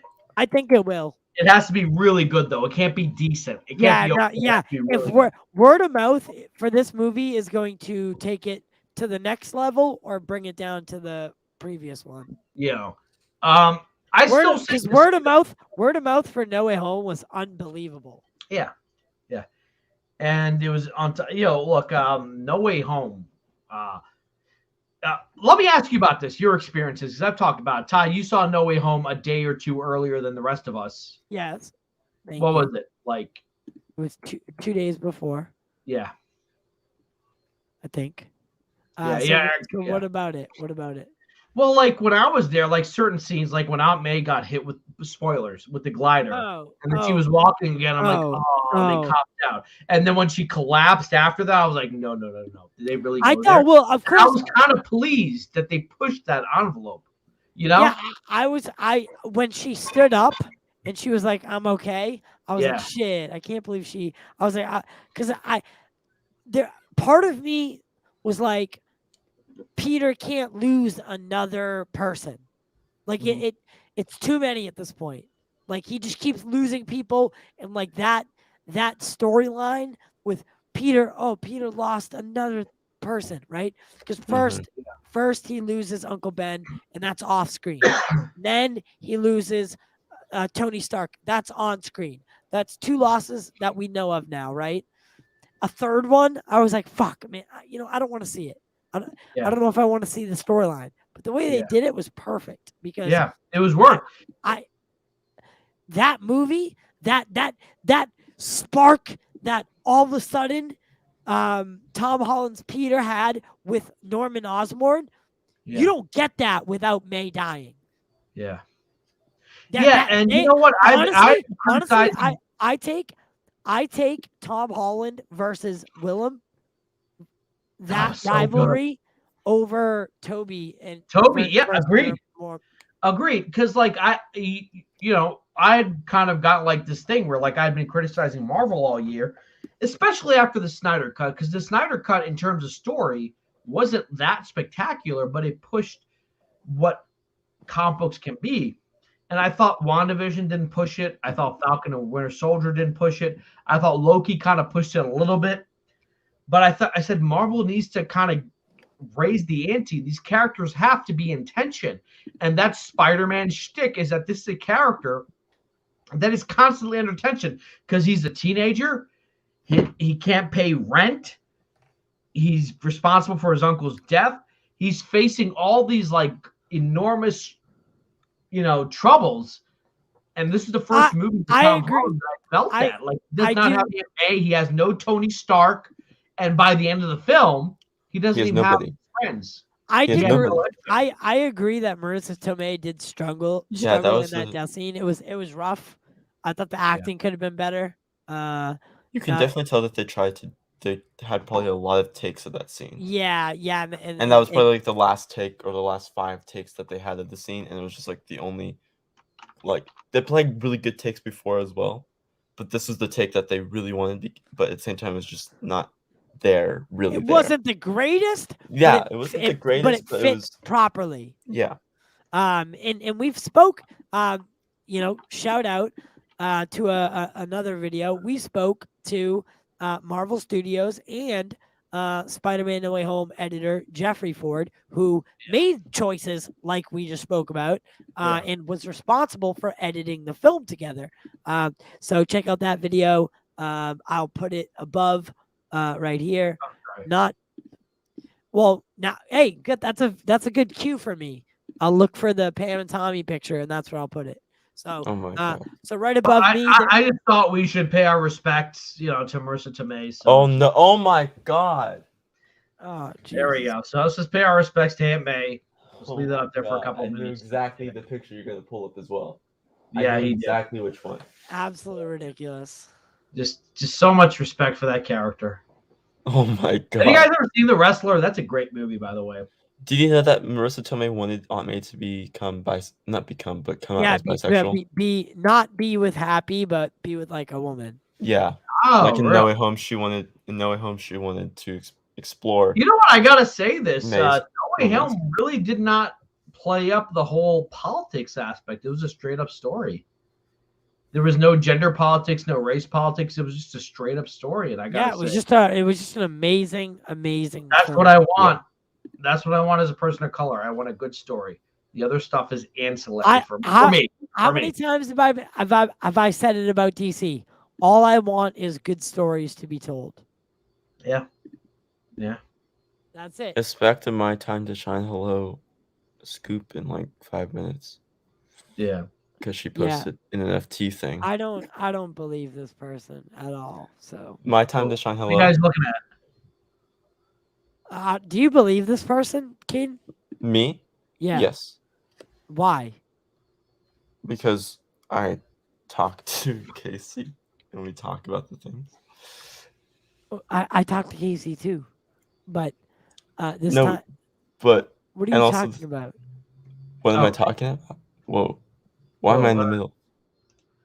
Oh, we can do something. What the hell just happened? If you do this. Yeah, and sorry. Do this.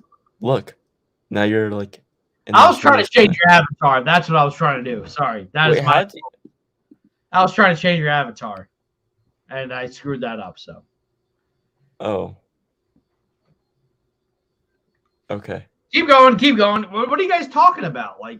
Do you not know who My Time to Shine Hello is? Oh wait, you're not on Twitter. You're not on Twitter. I forgot. Yeah, I am, but I don't follow. Yeah, I know. That's what I'm saying. I was like, well, why am I asking you these? Honestly, advice.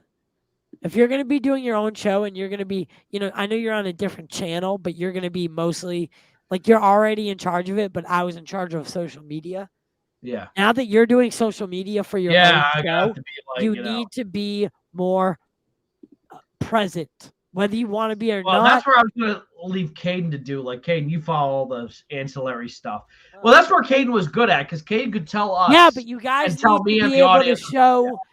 You also need to be able to show. Hey, you need followers and you need people like looking at you. So when you say, "Hey," when you share a show, hey, now this many people see.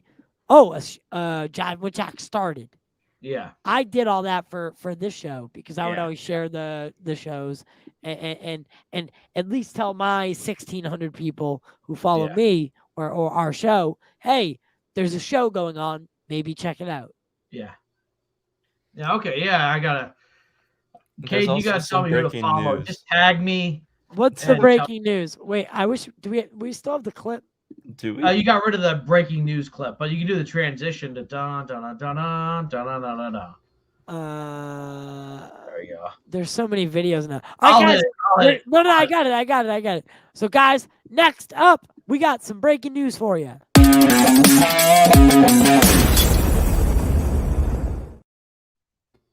The breaking news is Disney. Oh, wrong tab. Is officially working on a live-action Aristocrats movie. Really? Wow. With Will Gluck and Keith Boonen will pen the script. It's also did you guys watch the live action Lady and the Tramp? I saw it. That was day one of Disney Plus. Yeah, that was day one of Disney Plus. So it's basically gonna be in the same vein of that. Okay. Like So it'll same. still be cats. Yeah, it'll still be Okay. cats. It'd still be So it's like it's not Cats 20 whatever that hellish nightmare movie came out. It's gonna be like Lady and the Tramp. Yeah. Okay. And if you guys don't know what Lady and the Tramp is, No, I actually like the Lady and Tramp remake. A lot of people got upset with it. I was like, hey, it's fine. What it I looks thought it was like. cute. It was really I thought fun. It was adorable. It was a really fun movie. I liked it. It's real animals and just they Yeah. CGI the mouth and Yeah. and they like don't even like really do crazy CGI on the mouth. It's Yeah. like more of like you hear the thoughts of the animal. Exactly. Yeah. Oh my god. So yeah, that's happening, which is cool because they're moving along with all these live action adaptations of these things. Oh my god, Katsuka. What did Katsuka say? Oh my god. Love Live action Cats Cats is pure cinema. You know what, Katsuka? You are not my friend anymore. You can leave. Katsuka, you're a 19-year-old cute woman, I heard. Japanese woman, yeah. I don't. Kaden, did you delete the photo? Kaden, I know it. I didn't. You deleted that photo of Katsuka. I know me. Kaden is It always wasn't me. sanitized. See, you didn't. It wasn't me. he removed that hot photo of a hot 19-year-old Katsuka. Oh, my guys, god! it's gonna be that time. Yeah. Yeah. We gotta close it out. There we go. That's Katsuka. Hey! Oh my god! Let me get this off. I'm like, are you gonna take it off now? That's usually where I hide my drugs. Yeah. I'm just kidding. Are you though? Yes, I'm kidding. So I do want to say something. Why is it like small like that? It's a new thing. How do I make it go back to? It's something that that Austin taught me. Why? How did it just do that? So go to settings, go to layouts, and there's a crop solo layout to show background image. Oh, and then so like I could do so then you can have like a little the outlay or the background or whatever be like a rim around. Yeah, so but I would have to create that. Yeah, obviously. For it to work. Right. Oh, I could do that. Does that work for other oh, it kind of does. Does that work for other look at No, that. it's only you can do hold on, I think you can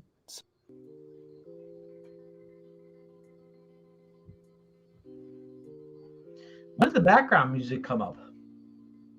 I don't know, man. I just put it on, but what I'm about to say, I want it on. Yeah. All right. I think Okay, yeah. That way I can clip it, and we can do that. We can do it that way. Okay. Yeah, I don't know. I don't think you can only do it with solo. Okay. Well, I'm gonna do it.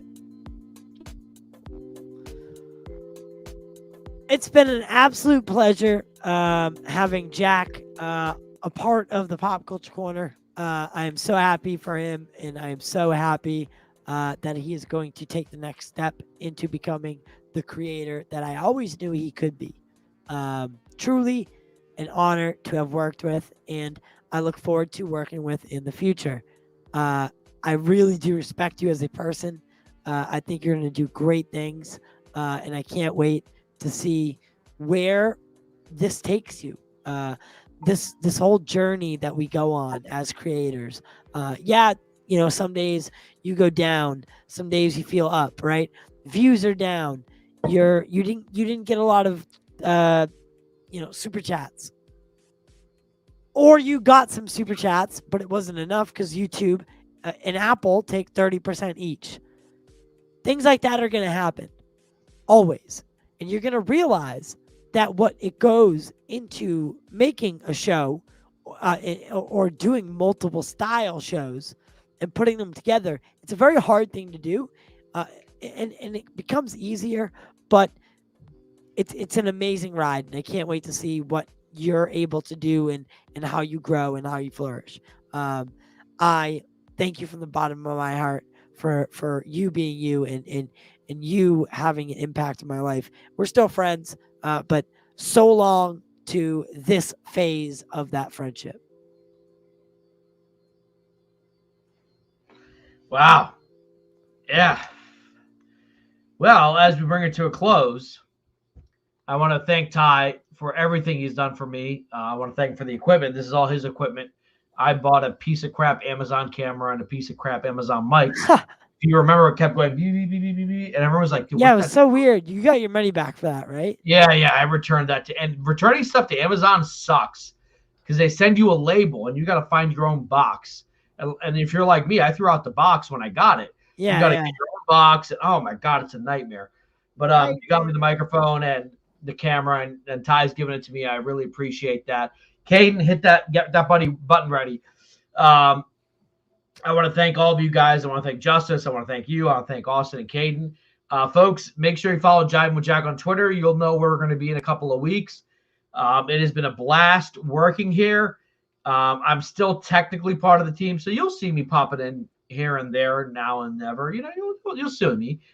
But always remember, folks, that we do it for you, and we do it for the culture.